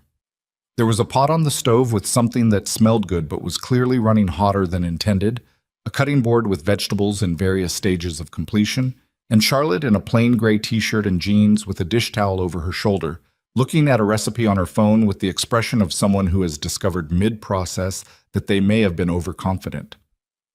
"The rice is fine," she said when Owen walked in. "The salmon I'm less certain about. Can I help?" "Please." Lily had already migrated to the living room, where she'd spotted a coffee table book about architecture and was turning the pages with the focused interest she applied to anything with good pictures. Owen rolled up his sleeves and assessed the situation. "Turn it down," he said, looking at the stove. "I did." "Turn it down more." Charlotte adjusted the dial. He moved the pan slightly off-center and checked the salmon, which was salvageable but needed another 6 minutes on lower heat. She stood beside him watching, close enough that he was aware of the proximity. "I cook about twice a year," she said. "I can tell." "That's not very charitable." "It's accurate," he said. "Hand me that." She handed him the spatula without argument, which he noted. Charlotte Bennett, in professional settings, directed. In her own kitchen, apparently, she was willing to follow instructions from someone who knew what he was doing. He found that more interesting than he probably should have. The dinner worked out. The salmon was fine. The rice was good. Lily ate everything without complaint, which was not always guaranteed, and announced that Charlotte's apartment was very tall, by which she meant the ceilings, which were 10 feet and had the kind of crown molding that old buildings kept and new ones didn't bother with. "I like your windows," Lily said. "Thank you," Charlotte said. "I like them too. On clear nights you can see the bridge." "Can we look?" "After dinner." They looked after dinner, all three of them standing at the floor-to-ceiling windows in the living room, while Lily pressed her nose to the glass and found the bridge, and then identified several other landmarks with varying degrees of accuracy, and Charlotte gently corrected the ones that were wrong without making Lily feel corrected, which was its own skill. Owen stood slightly behind them and watched, and he felt it again. That thing he'd stopped pretending he wasn't feeling. The particular warmth of watching two people he cared about occupy the same space without friction. He didn't say anything about it, he just stood there, and it was enough. The formal investigation that followed the gala took 11 weeks. It was not a clean 11 weeks. Owen had known it wouldn't be. The kind of institutional unraveling that follows an event like the gala doesn't resolve neatly. It sprawls. Lawyers, depositions, forensic auditors going through records that people had spent years making deliberately difficult to read. The outside counsel Charlotte had retained filed preservation orders that froze the relevant accounts within 48 hours of the gala, which prevented any further movement of funds, but also triggered a counter-legal action from Marcus Hale that his team filed within the week. Marcus, as Charlotte had predicted, fought. He claimed the documentation was fabricated. His lawyers argued that Owen's analysis was the work of a disgruntled employee acting under Charlotte's direction, and that the entire presentation at the gala was a preemptive strike designed to deflect attention from Charlotte's own leadership failures. It was a coherent argument constructed carefully, and it required a coherent rebuttal. Owen spent 4 of those 11 weeks in conference rooms with lawyers. He had not known, going into this, how much of legal process was simply sitting in rooms explaining the same things repeatedly to people who then explained them back to him incorrectly. He corrected every mischaracterization patiently and consistently. His documentation held. The forensic auditor's independent review, completed in week 6, confirmed every material finding Owen had identified and added 4 more he'd missed. The modified payment system alone had been used to redirect approximately $11 million over 31 months. Richard Voss resigned in week 3 before the auditors finished. He released a statement through his lawyers that acknowledged, in language so carefully constructed as to technically mean nothing, that there had been irregularities in the oversight of certain accounts during his tenure.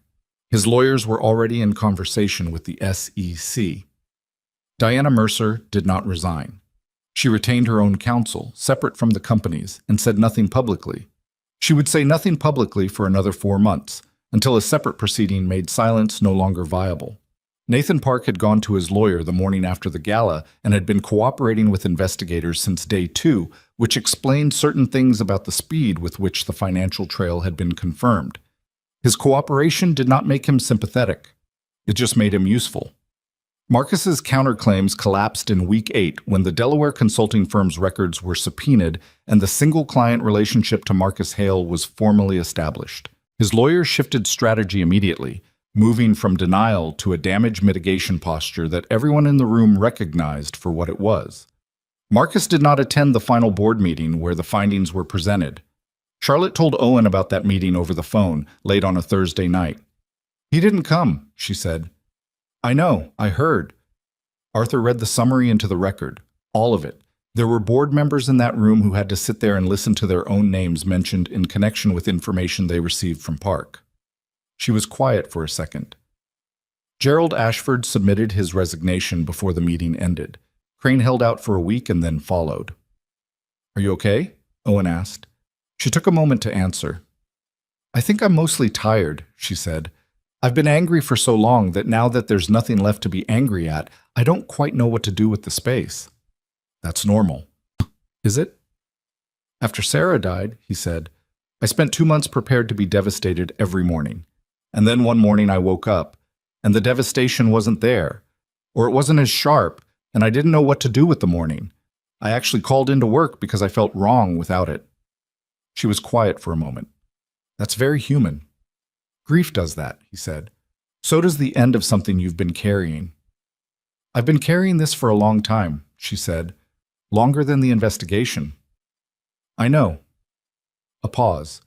He could hear her moving in her apartment, the small sounds of a person settling, shifting. "Owen?" she said. "Yeah. I don't want to talk about the case anymore tonight." "Okay," he said. "Tell me about Lily's day." He smiled at that, alone in his kitchen. "She lost a tooth at school, her 3rd one. She's very pleased about it and has opinions about the structural integrity of the remaining ones." Charlotte laughed. "The real one, the one that came out before she could choose it. Is she doing that thing where she wiggles them?" "Constantly. It's unsettling. It's adorable. It's both." She laughed again, quieter this time, and he listened to it. And outside the kitchen window, the city moved through its late Thursday night, and the conversation drifted into the ordinary territory of 2 people who had stopped needing a reason to talk. 3 weeks after this board meeting, Charlotte called Owen into her office. Not the encrypted channel, not a late-night phone call. A formal meeting through her assistant, with 15 minutes blocked on the calendar. Owen sat in one of the chairs across her desk and looked at her and understood, from the particular way she'd arranged her face, that this was going to be a different kind of conversation. "I've been thinking about this for a while," she said. "That's either a good opening or a very bad one. It's a complicated one." She folded her hands on the desk. I need to transfer you. He went still. Transfer me. To the Independent Analytics Division. It's a lateral move in terms of level, but with significant additional scope. You'd be running direct forensic analysis on acquisition targets, which is work that should have been your job 2 years ago. She held his gaze. And you would report to the division director, not to me. He understood what she was doing before she explained it. He sat with it for a second. The optics, he said. The optics, she confirmed. We're going to be under scrutiny for months. The SEC inquiry is ongoing. I have a board that's still recalibrating after losing 3 members. If I promote you or keep you in a direct reporting relationship to me, while whatever this is between us becomes visible, she paused. I will not hand anyone a reason to say that your findings were compromised by a personal connection. I won't do that to you, and I won't do it to the case. I know, he said. I want to be clear that this isn't about what I want, personally. She said it in a way that was not quite clinical. What I want is for you to be in the building and for things to be straightforward between us. But what the situation requires, Charlotte, he stopped her. I understand. It's the right call. She looked at him for a moment. You're not angry. Why would I be angry? You're protecting the integrity of the investigation. You're protecting me from an accusation I don't want. He leaned forward slightly. This is exactly the kind of decision that makes you good at what you do. Something moved across her face, relief, maybe, or the specific recognition of being understood. The promotion itself will come through the division director's recommendation, she said. It'll be documented based on your work performance over the past year, independently reviewed. It will have nothing to do with me. When does the transfer happen? 2 weeks. He nodded. Okay. She held his gaze a moment longer. Thank you for not making this harder than it has to be. You've been doing the hard version of everything for a while now, he said. The least I can do is not add to it. She looked at him for a long moment, the way she sometimes looked at him that he'd learned to just let happen, not to deflect or redirect, just to hold. Dinner Friday? She said. We'll be there.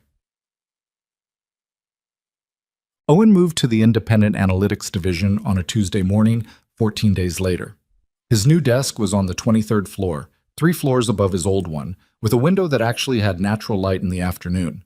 The division director was a quiet, precise man named Frank Osei, who shook Owen's hand on the first morning and said, I've read your Q3 report from Halloran. It was good work. I'm glad to have you. Owen unpacked his desk. A photo of Lily. The small plant she'd insisted he take to work after declaring his old desk depressing. A legal pad and 3 pens. He traveled light. The work was different from what he'd been doing, yet broader in scope, with the genuine complexity he'd spent years underutilized on. Frank gave him a current acquisition review on the second day and left him to it, and Owen sat down with the files and felt, for the first time in longer than he'd tracked, that he was doing exactly what he was capable of. He and Charlotte did not interact professionally in any way that wasn't documented and appropriately routed. They were careful about it, not performatively, not as a show, just as a genuine discipline that both of them took seriously because both of them understood why it mattered. What they were less careful about privately was everything else. Friday dinners became a pattern, sometimes at Charlotte's apartment, sometimes at Owen's, occasionally at a restaurant where Lily could order off the kids' menu and then spend 20 minutes explaining to Charlotte why the pasta was inferior to Owen's. Charlotte took the critiques with a straight face and agreed where agreement was warranted, which was not always where Lily expected it, and this made Lily trust her assessment in a way that free flattery never would have. There was an afternoon in October when Owen came home from work to find Charlotte and Lily on the living room floor with the remnants of what appeared to be an elaborate project involving poster board and colored tape. Lily had decided, with Charlotte's encouragement, that the solar system model needed a display base. They'd been working on it for 2 hours. The apartment looked like a craft store had exploded. This is my fault, Charlotte said when he came in. Which part? All of it. I suggested a base. I did not anticipate the scope of Lily's vision. She has ambitious vision, Owen said. I have very ambitious vision, Lily confirmed, without looking up. He stood in the doorway with his coat still on and looked at the two of them. Charlotte, sitting cross-legged on the floor she'd known for less than a year, his daughter beside her explaining the structural rationale for a certain piece of tape placement with complete seriousness. And something in him went very quiet and very clear. He'd been waiting, he realized, for it to feel complicated. For the guilt, or the sense of replacement, or the specific grief of letting someone occupy a space that had been held for something else. He'd been waiting for it the way you wait for weather you've been told is coming. It didn't come. What came instead was something simpler. He loved his daughter, he was watching his daughter be happy, and the person sitting next to her on the floor had put herself there without being asked, and had stayed and was taking the tape placement seriously. That was enough. That was more than enough. Well, he talked to Sarah about it. Not literally. He was not a man who spoke to empty rooms, but in the particular way that grief makes possible after it loses its sharpest edges. The way you carry a person with you and sometimes have a conversation in your own head that you know, somehow, reflects what they would actually have said. He did it at the cemetery, in late October, on an afternoon when the sky was overcast and the trees had gone to their fall colors, and the cemetery was quiet in the specific way that cemeteries are, which is not exactly peaceful, but is something. He brought Lily. They came once a year on Sarah's birthday, and once more in fall when Lily asked to. She was at another section of the cemetery, leaving a small arrangement of plastic flowers she'd insisted on buying at the drugstore, purple and yellow, which she'd said were good cemetery colors, at a grave that belonged to nobody they knew but which Lily had adopted on some previous visit for reasons that remained her own. Owen stood at Sarah's grave and looked at the stone and didn't say anything out loud for a while. The wind came through the trees and the leaves moved. He thought, she'd have liked Charlotte. Not right away. Sarah had a streak of protectiveness about her own space that took a while to give around, but after a while, she'd have liked her. He thought, she'd have told me not to wait too long to stop being afraid. He thought, she was usually right about things. Lily came back and stood next to him and slid her hand into his. She looked at the stone with the quiet, considered expression she had when she was taking something seriously. I told her about Charlotte, Lily said. Owen looked down at her. You did? Yeah. I told her she was nice and that she took the Saturn ring seriously. Lily looked up at him. I think that was okay to say. He crouched down to her level. Her face was open and earnest, a little windburned from the walk, and she was watching him with the steady attention she gave to things she needed him to be honest about. It was absolutely okay to say, he told her. Lily nodded slowly. I don't think it means I'm forgetting her. It doesn't. Good. She looked back at the stone. Because I'm not. I know, he said, and she knows that too. Lily was quiet for a moment. Then she said in a practical tone that was also entirely serious, I think she would say Charlotte is good at listening. Owen looked at his daughter. Yeah, he said, I think she would. The SEC preliminary findings came down in November, and they were everything the internal investigation had indicated. Richard Voss entered into a settlement negotiation. Nathan Park's cooperation was formally acknowledged in the summary documentation. Marcus Hale was named as a person of interest in the external coordination aspect, and his lawyers immediately issued a statement that everyone understood as the beginning of a longer process. Nobody was in a hurry to finish. The board voted in the first week of December. The full confidence renewal had been expected, but the margin hadn't. Unanimous, with a formal statement drafted by Arthur Lim that was more direct than Owen had anticipated board statements could be. It credited Charlotte's leadership in managing the investigation without disruption to company operations. It noted in language that was careful but clear that the company's stability through the preceding 3 months was a direct result of the integrity of the CEO's response to the crisis. Charlotte texted Owen when it came through. Unanimous. He was at his desk on the 23rd floor when the message arrived. He read it twice. Good, he wrote back. You earned it. Her reply came quickly. Frank tells me your acquisition review is the best analysis he's seen on a new file in 3 years. Owen looked at his screen for a second. Tell Frank to stop reading my texts, he sent back. Her response was 3 seconds of nothing and then a single laughing emoji, which was the only emoji he'd ever seen her send. He put the phone down and went back to the file. The promotion came on a Thursday in mid-December through a formal letter from Frank Osei that cited his performance on 4 acquisition reviews and the forensic work that had been retrospectively documented as part of his Halloran period. It was a real promotion, a different title, a different scope, a compensation change that was significant enough to matter. He read the letter twice at his desk and then sat quietly for a moment. He thought about Deborah Walsh and her requests for simplified language. He thought about sitting in that cubicle for 6 years doing good work that nobody looked at. He thought about how that could have continued indefinitely, careful, invisible, adequate, and how a rainy Tuesday night had interrupted the trajectory in ways he could not have predicted. He called Mrs. Harmon on his lunch break. "I need to tell someone who doesn't have a vested interest," he said. "I'm listening," Mrs. Harmon said. He told her about the promotion. She was quiet for a moment and then said, "Owen, it's about time." "Thank you." "Don't thank me. Go celebrate." He picked up Lily from aftercare that evening and took her to the pizza place she chose on special occasions. Not the closest one, the one across town with the checkered tablecloths that she'd declared her favorite on her 5th birthday and had remained loyal to ever since. They sat in a booth, and Lily had lemonade and asked if she could get the pizza with the extra cheese, and he said yes. And she looked at him the way she did when something good was happening and she was figuring out the dimensions of it. "Is this a celebration dinner?" she asked. "It is. What are we celebrating?" "I got promoted today." Her face lit up. "At your job?" "At my job." "Does that mean more money?" "Lily, I'm just asking." "Yes," he said. "It means more money." She considered this. "Can we get the dessert pizza too?" "We can get the dessert pizza." She sat back against the booth with the satisfaction of someone whose world has arranged itself correctly. Then she said more quietly, "Are you happy, Daddy?" He looked at his daughter across the checkered tablecloth in the warm light of a pizza restaurant on a December Thursday, with the year laid out behind them and whatever was coming still ahead. "Yeah," he said, "I really am." She smiled at that. Not a big smile, just a small, certain one, and reached for her lemonade.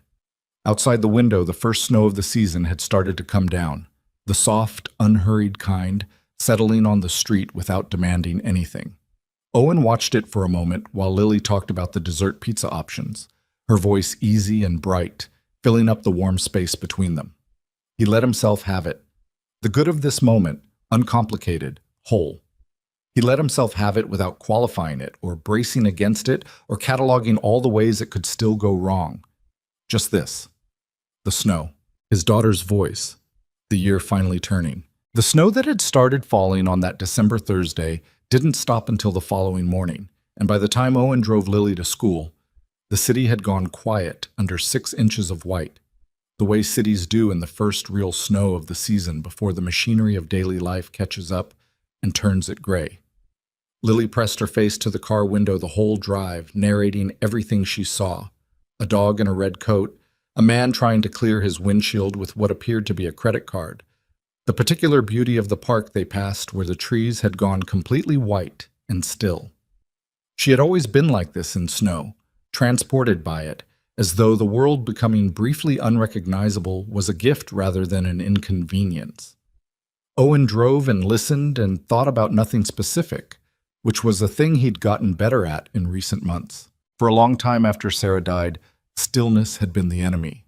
The quiet was where the grief lived, and he'd learned to keep things moving, to fill space with task and routine and the productive noise of parenthood. He'd gotten so good at it that he hadn't noticed when it stopped being necessary, when the quiet had slowly become just quiet again. He noticed it now. The fact that he could sit in a car on a snowy morning and think about nothing specific and feel okay about it, more than okay.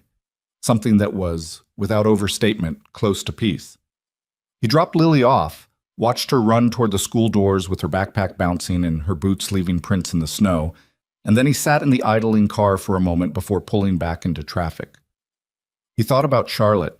He'd been thinking about Charlotte in a particular way for the past several weeks. Not the complicated way, not the careful weighing of what it meant or what the risks were, or whether the timing was right. Just the simple, declarative way. The way you think about something you've already decided about, even if you haven't finished deciding it yet. The new year arrived without ceremony. Owen and Lily spent New Year's Eve at Mrs. Harmon's apartment, along with three of Mrs. Harmon's friends from her teaching years and a retired city planner named Douglas, who brought an excellent cheese plate and told Lily three jokes, two of which were genuinely funny. They watched the broadcast on the television and ate too much of everything, and Lily lasted until 11:45 before falling asleep on the couch with her head on Owen's knee. And at midnight he sat quietly in the comfortable noise of other people being happy and felt the year turn.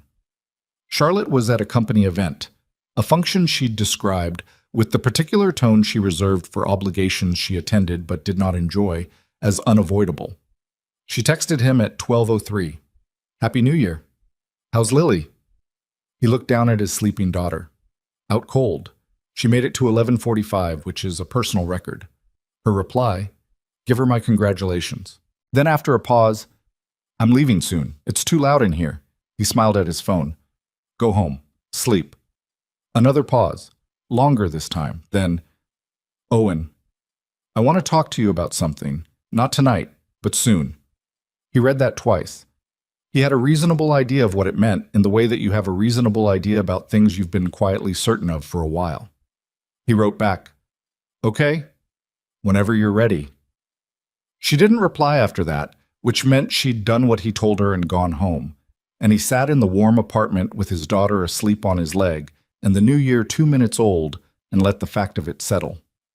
January moved the way January always does, slowly, gray, the kind of month that makes no promises and keeps the ones it makes. The SEC investigation entered a formal phase that required Charlotte's legal team's attention 3 days a week. Marcus Hale's lawyers filed 2 more procedural motions that were addressed and disposed of. The company's Q1 projections were built on foundations that were, for the first time in over 2 years, entirely clean. Owen and Frank Osei had developed something close to an actual working relationship by this point. Frank was not a warm man, but he was a precise one, and precision Owen respected. Frank gave him a complex acquisition review in the second week of January, a mid-sized logistics company with several subsidiary interests that needed untangling, and Owen took it apart methodically and built it back up in a way that Frank said, in the clipped complimentary manner he had, was the clearest financial picture he'd seen on a target this size. He and Charlotte had dinner on a Thursday in mid-January. Lily was at a sleepover, her first real one, at her school friend Maya's house, negotiated with considerable gravity on Lily's part and mild parental anxiety on Owen's. Charlotte had come to his apartment, and they'd ordered in, and after the containers were cleared and the dishes were done, they were sitting on the couch with their respective teas when Charlotte set hers down and turned to face him with the particular set of her jaw that he knew meant she'd been preparing to say something. "I want to say something, and I need you to let me finish before you respond," she said. "Okay." "I mean it. Don't say anything until I'm done." "Charlotte." "I'm serious, Owen." "I know. I'll let you finish." She looked at her tea for a second. Then she looked at him. "I have not been good at this," she said. "I want to be clear about that from the start. I've been running a company since I was 27, and I was raised by 2 people who treated success as the only language that mattered. And I spent a very long time building a life that was entirely legible to me. Every part of it planned, earned, controlled. And that life worked. It worked well. And then it didn't." She paused. "And then there was Marcus, who I thought was a person who fit into the life I'd built. And he wasn't. And it took me too long to see that, and the way he ended cost me something I'm still accounting for." Owen kept his face still and his mouth shut, as instructed. "What I'm trying to tell you," she said, "is that I am not a person who comes to this easily. I'm not easy to live with. I work too much, and I don't ask for help until I'm drowning, and I have spent the last 3 years so afraid of another Marcus that I've kept everyone at a distance by default, including people who didn't deserve it." She looked at him directly. "Including you, especially you." A pause. "I trust you," she said, "and I don't say that as it's not a stepping stone to something else, or a careful way of saying something more. I mean it on its own terms. I trust the way you are with Lily. I trust the way you are with me. I trust the fact that you found the truth in those numbers and handed it to me without keeping anything back." She took a breath. And I know what I want. I've known for a while. I've been waiting to be sure that knowing was enough, that I wasn't going to get to the edge of it and back off because I'm frightened. Are you frightened? Owen asked, and then remembered the instruction and said, Sorry. No, that's... You can talk now. The corner of her mouth moved. Are you frightened? He said again. Yes, she said, but I don't want the fear to win anymore. I've let it win too many things. He looked at her for a moment. Charlotte, in his apartment, in the apartment where Lily's art projects accumulated on the refrigerator, and the fossil from the park still sat on the shelf by the door, in the apartment that had its own particular smell and its own particular sounds, and its own life that was entirely his and entirely ordinary, and she had come here and sat down and told him the truth. I should tell you something too, he said. She waited. When Sarah died, he said, I made a decision. I didn't make it consciously, but I made it. I decided that the most important thing was to be fully present for Lily, and that any other part of my life that wasn't directly about her was secondary. And I kept that decision for 3 years, and I don't regret it. She needed it, and I needed to give it. He looked at his hands for a second. But there's a version of that decision that I kept longer than necessary, that became less about Lily and more about not risking anything else. I told myself I was protecting her. Partly, I was protecting myself. Charlotte was listening without moving. I'm not frightened, he said. Not of this. I think I would have been a year ago. But I've watched you this whole time. The way you work, the way you fight, the way you sit on the floor with my daughter and take the tape placement seriously. And what I feel isn't complicated. It's just true. She looked at him for a long moment. Then she said very quietly, Okay. Okay? Okay, she said, and for the first time in a long time, Charlotte Bennett looked like someone who had put something down. He reached over and took her hand. She looked down at it and then up at him, and she didn't say anything else, and neither did he.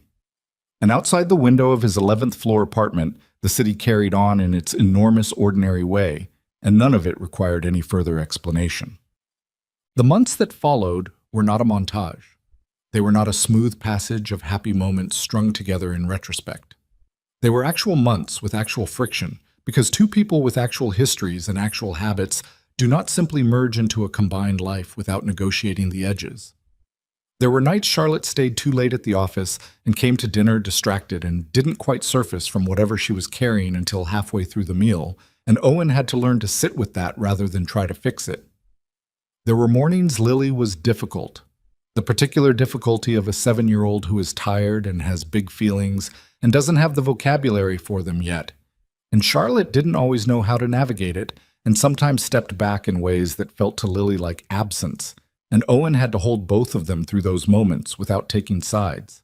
There was a week in February when Charlotte had a deposition for the SEC matter that went badly. Not catastrophically, but badly enough that she came over on the Friday night wound tight with an anger she wouldn't name, and Owen made dinner and Lily chatted and Charlotte was present but not quite there. And afterwards, when Lily was in bed, Charlotte sat at the kitchen table and said, I need a minute. Take it, Owen said. She sat there for a while. He cleaned up the kitchen, moved around her without making it a thing, and eventually she said, Their lawyer implied that the whole investigation was orchestrated, that I manufactured the crisis to remove a board challenge. Owen turned off the water. What did your lawyer say? That it's a standard tactic and they have nothing. She looked at her hands on the table. I know that. I know it's a standard tactic.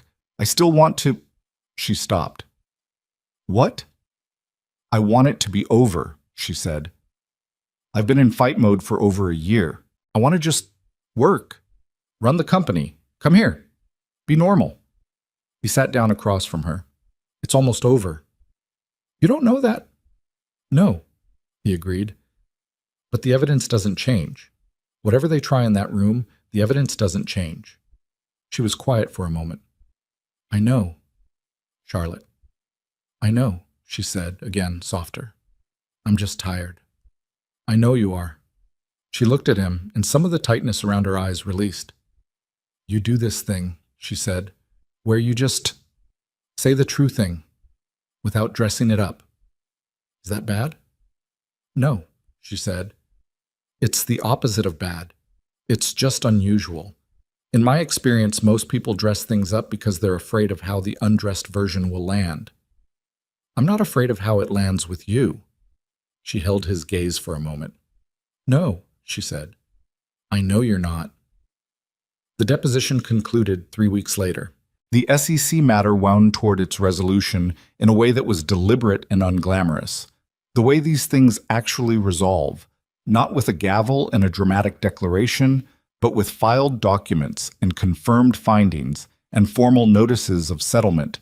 And then one afternoon, Charlotte's lead attorney called and said the matter was concluded, and Charlotte texted Owen 3 words. It's done. Finally. He was in a meeting when it came through. He read it, put his phone face down, and sat through the rest of the meeting, and when it ended, he went to the window at the end of the hallway and stood there for a minute looking at the city and let himself acknowledge what they'd been through to get to those 3 words. That weekend, he brought Lily to Charlotte's apartment, and Charlotte cooked again, more successfully this time, having apparently been practicing, or at minimum having read the recipe more carefully. And after dinner, Lily asked if she could stay up late and watch a movie, and both adults agreed to the same number, which was different, and Lily played them against each other for 6 minutes before Owen said, Lily, pick the movie. She picked something about a girl who discovers a door in her house that leads to a parallel world, and they all sat on Charlotte's big couch, Lily between them, and watched it. And somewhere around the 40-minute mark, Lily shifted sideways and put her head on Charlotte's arm, and Charlotte looked slightly startled for a moment, and then very, very still, in the way a person goes still when they're afraid to move and break something. Owen watched from the other side. Charlotte looked at him over the top of Lily's head. He just nodded, slightly. It's okay. Let it happen. Charlotte looked back at the screen.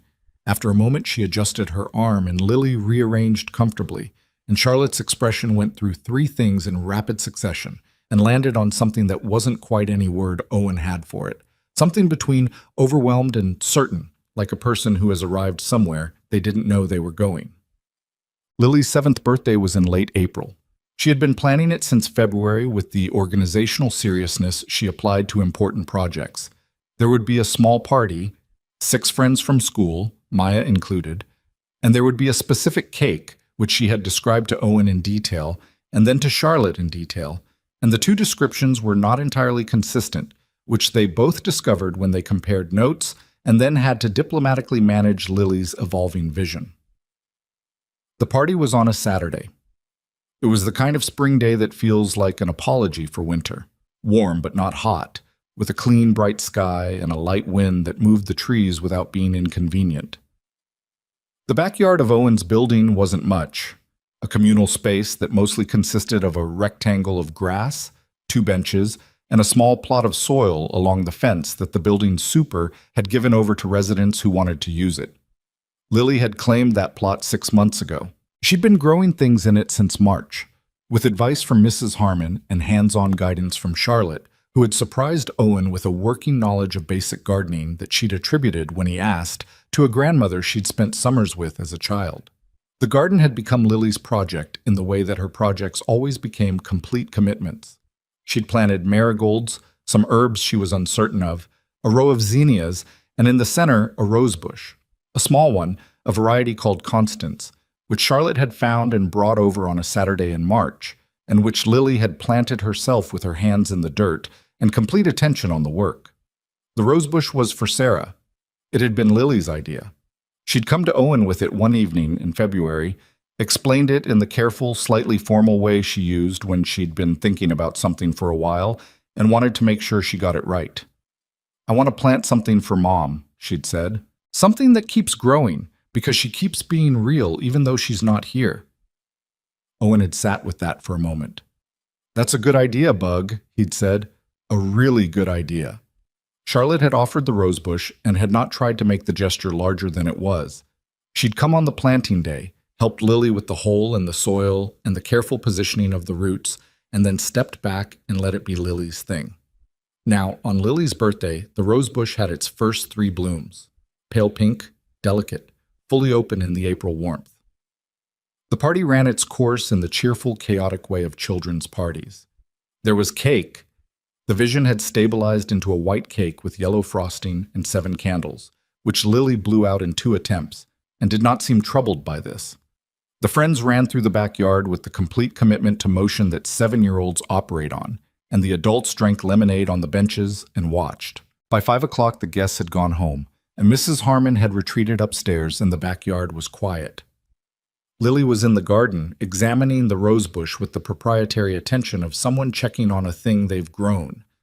She crouched down and looked at the 3 blooms for a long moment, and then she said to nobody in particular, or to somebody in particular who wasn't visible, "Happy birthday to me, Mom. The rose is doing really well." Owen stood near the fence and watched his daughter and did not try to manage what he was feeling. Charlotte came to stand beside him. She'd been clearing plates. She'd insisted over his objection, because that was the kind of person she was, the one who did the task without making it a negotiation. She stood next to him now in the April late afternoon, and they watched Lily together. "She's going to be remarkable," Charlotte said quietly. "She already is." "I know. I mean, when she grows up." Charlotte paused.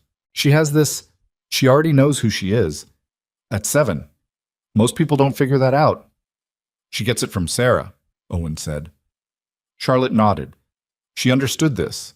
She'd come to understand it over the months, the way Owen kept Sarah present without it being mournful, the way Lily talked about her mother as a continuous presence rather than an absence. She'd asked him about it once, how he'd managed that, and he'd said, "I didn't want her to grow up with a hole in the shape of her mother. I wanted her to grow up with her mother in her." Lily had moved to the marigolds and was inspecting each one with the same systematic attention. Owen looked at Charlotte beside him. She was watching Lily with an expression he knew well now, the one she got when she was feeling something she hadn't quite caught up with verbally. She was wearing a blue shirt he liked, one she'd left at the apartment once, and then started leaving more regularly in the way that things migrate when a person is gradually becoming part of a place. He'd been carrying something in his jacket pocket for 3 weeks. He'd thought about the right moment. He'd thought about it with the same care he brought to anything that mattered. Not compulsively, not anxiously, just clearly. He'd thought about what the moment should feel like and what it shouldn't, and he'd arrived at a simple answer. It shouldn't feel like a performance. It should feel like the truth. This was the truth. The backyard in late afternoon, his daughter talking to a rose bush, the woman beside him who had arrived in his life soaking wet in an alley and had stayed. "Charlotte," he said. She turned to look at him. He reached into his jacket pocket and took out a small box and held it in front of him, open. The ring inside was simple, a narrow gold band with a single stone, nothing elaborate, the kind of thing that would look right on the hand of someone who wore it every day rather than around it. Charlotte looked at the box, then at him. Her face went through something. Surprise, first, genuine surprise, even though she'd known. He suspected she'd known. And then the surprise gave way to something more complicated and more real. "I'm not asking because of everything we went through," he said. "And I'm not asking because Lily loves you, even though she does. I'm asking because I love you, and because I want to build something with you, and because the last year showed me that you don't run from hard things, and I don't either. And 2 people who don't run can probably make something that lasts." He paused. "I'm also asking because Lily asked me in February if you were going to be her family, and I told her I was working on it." Charlotte made a sound that was almost a laugh and almost something else. "She asked you in February?" Charlotte said. "She did." "What did she say exactly?" "She said, 'Is Charlotte going to be our family?' And I said I was working on it, and she said, 'Okay, tell me when you figure it out,' and then she went back to her book." Charlotte pressed her hand over her mouth for a second. The gesture he knew, the one that held things back, except this time what it was holding back was clearly not composure, but something much more unguarded than that. "Owen," she said. "Yeah. I'm not easy. I know. I work too much, and I don't always know how to stop, and sometimes I don't ask for help when I should, and—" "Charlotte." "What?" "I know all of that," he said. "I'm asking anyway." She looked at him for a long moment. Her eyes were bright, and she was not going to cry, he could tell, because Charlotte managed her own expressions with the long habit of a person who'd learned to, but there was something in her face that was completely open, Unprotected, the version of her that appeared in small moments and that he suspected very few people had ever been given regular access to. She took a breath. "Yes," she said. Behind them, Lily said, "Finally," with the satisfaction of someone who has been waiting for the adult world to catch up to a conclusion she reached months ago. Owen turned around. His daughter was standing 3 feet away, arms crossed, expression serene. "How long have you been standing there?" he asked. "A while," Lily said. She looked at Charlotte. "Can I see the ring?" Charlotte crouched down and held out her hand, and Lily examined the ring on Charlotte's finger with great seriousness and then gave a single approving nod. "It's good," Lily said. "I like the small stone. Bigger ones get caught on things." "That's very practical," Charlotte said. Her voice was slightly unsteady. "I know." Lily looked up at her. "Are you crying?" "No." "Your eyes look like you might." "I'm not going to," Charlotte said. Lily considered this. Then she reached out and took Charlotte's hand in both of her small ones, matter-of-fact, certain, and held it. Charlotte did not cry, but it was close. They were married in September. Not a large wedding. Neither of them wanted large, and when they'd sat down to discuss it, they'd arrived at the same number from different directions, which Owen took as a sign that they'd been paying attention to each other. 60 people. A venue that had originally been a warehouse and retained the bones of it, high ceilings, old brick, good light in the late afternoon. Mrs. Harmon sat in the front row in a dress she'd bought specifically for the occasion and which she told everyone about at length. Frank Ossie came with his wife and shook Owen's hand at the door with the specific warmth of someone who is not generally warm and means it more because of that. Arthur Lim came. The board chair who had presided over one of the worst nights Charlotte had professionally experienced and had handled it with as much integrity as institutional structure allowed, came with his wife and shook Charlotte's hand and said something to her quietly that Owen didn't hear, but that made Charlotte stand slightly straighter. The ceremony itself was simple. They'd written their own vows, which had been harder than either of them anticipated, not because they didn't know what to say, but because the things they knew were not small, and rendering them in language that was true without being theatrical required more drafts than expected. Owen had gone through 7 versions. Charlotte had gone through more, and had eventually written something on a single index card that she did not let him read until she said it. She went first. She stood in front of him and held the index card and looked at it for a second, and then looked up at him and said, without reading, "I spent a long time believing that the people who were the best at things were the ones who needed the least, that asking was weakness and needing was exposure, and letting someone see the actual inside of your life was a liability." She paused. "And then you were in an alley with a phone you hadn't pressed record on yet, and you planted yourself between me and something I was afraid of, and you didn't ask me any questions about it. And I thought, that's a person who understands that some things don't require an explanation. They just require someone to show up." Another pause.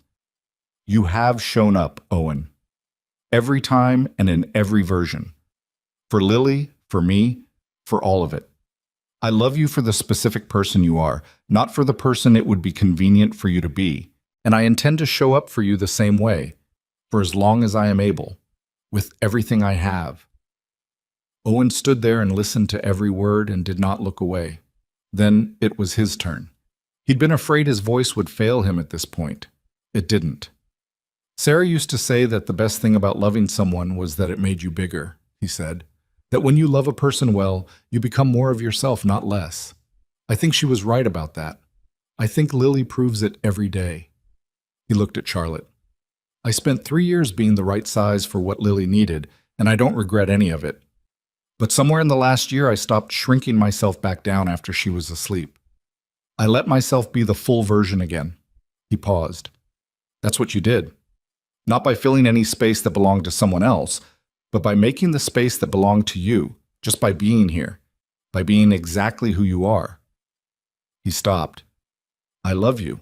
I love the way you argue with my numbers, and the way you take Lily's opinions seriously, and the way you came back to that alley and didn't run, and I want to spend the rest of my life showing you that being known doesn't have to cost you anything." Lily, sitting in the front row between Mrs. Harmon and Maya's mother, was crying. Owen had not expected that. He almost lost his composure watching his daughter cry with the complete unself-conscious freedom of a child who does not yet know that crying in public is something people manage. The officiant pronounced them married. Owen kissed his wife. Behind them, 60 people responded in the way that people respond to these moments when they are true, not politely, not obligingly, but with the full warmth of people who have witnessed something real.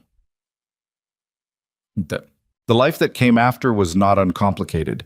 This is worth saying because the tendency, in stories, in memory, in the way we tell things to each other, is to end at the wedding and let the afterward be implied, as though the vows are the finish line rather than the starting point. Charlotte did not stop working too much. She was better about it. She'd made actual structural changes, delegated in ways she'd been resistant to before, started keeping the weekends more deliberately. But the company was real, and the work was real, and there were nights she was still at her desk at 9 o'clock, and Owen texted her a single word: eat. And she would send back a photo of whatever was at the office, and he would respond with a judgment about it, and she would send a laughing emoji, the only one she used, and then she would come home. Owen was not without his own edges. He was private by nature in ways that occasionally read as closed off, and Charlotte had to learn to ask directly for the things she needed rather than waiting for him to notice. And he had to learn to notice faster.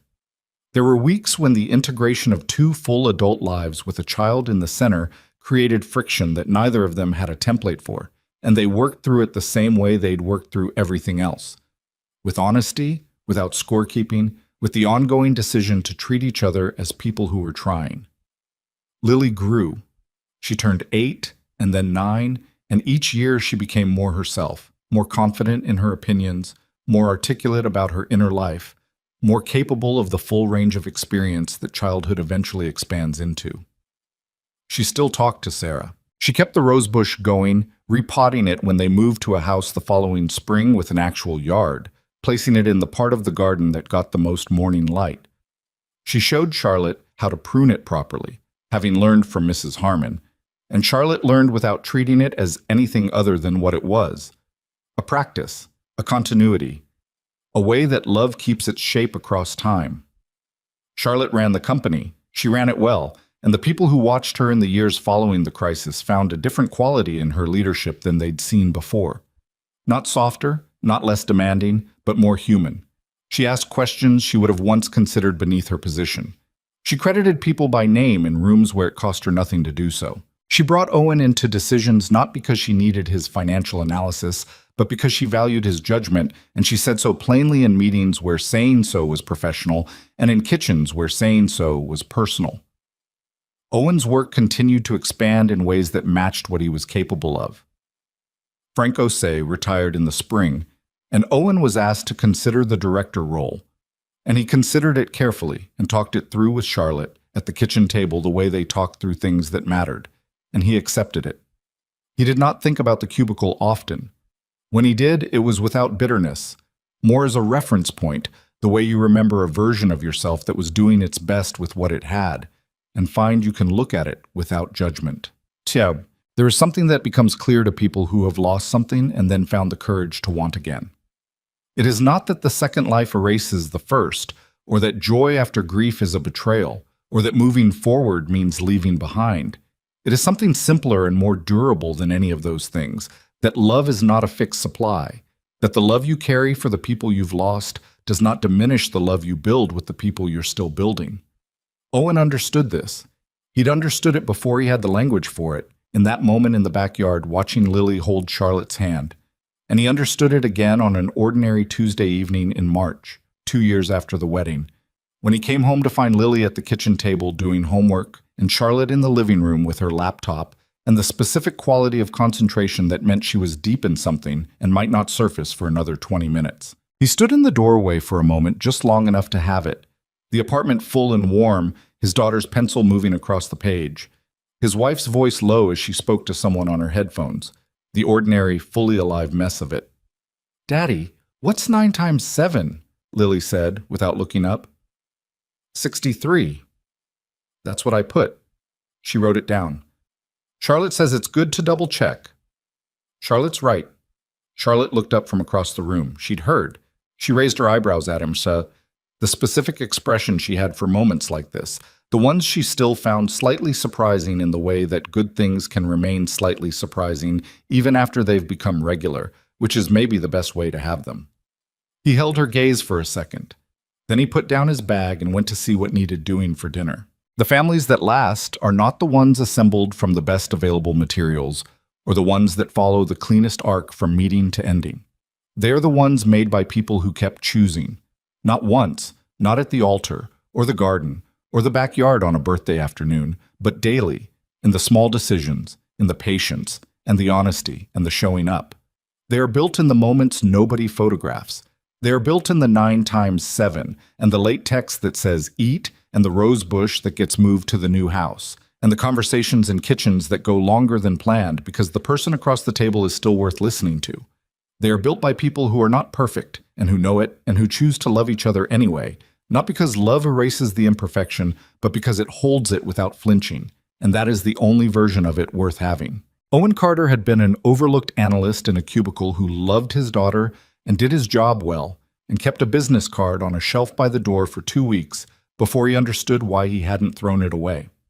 Charlotte Bennett had been a woman running a company and running from the wreckage of her trust in the wrong person, and she had found, in an alley in the rain, that the first step back toward trust looks a lot like an ordinary man planting his feet and holding up a phone. Lily Carter, who would be Lily Carter Bennett on her school records by the time she turned 9, her idea, proposed with characteristic directness at breakfast one morning, which Charlotte had accepted with a composure that lasted until she was in the car and Owen had seen her shoulders shake. Lily knew what she'd known from the first morning she found a woman in borrowed sweatpants on their couch. Some things are simple. You take the right people seriously, and you hold on, and you let the love be as large as it actually is. She'd been doing that from the beginning. The rest of them just had to catch up.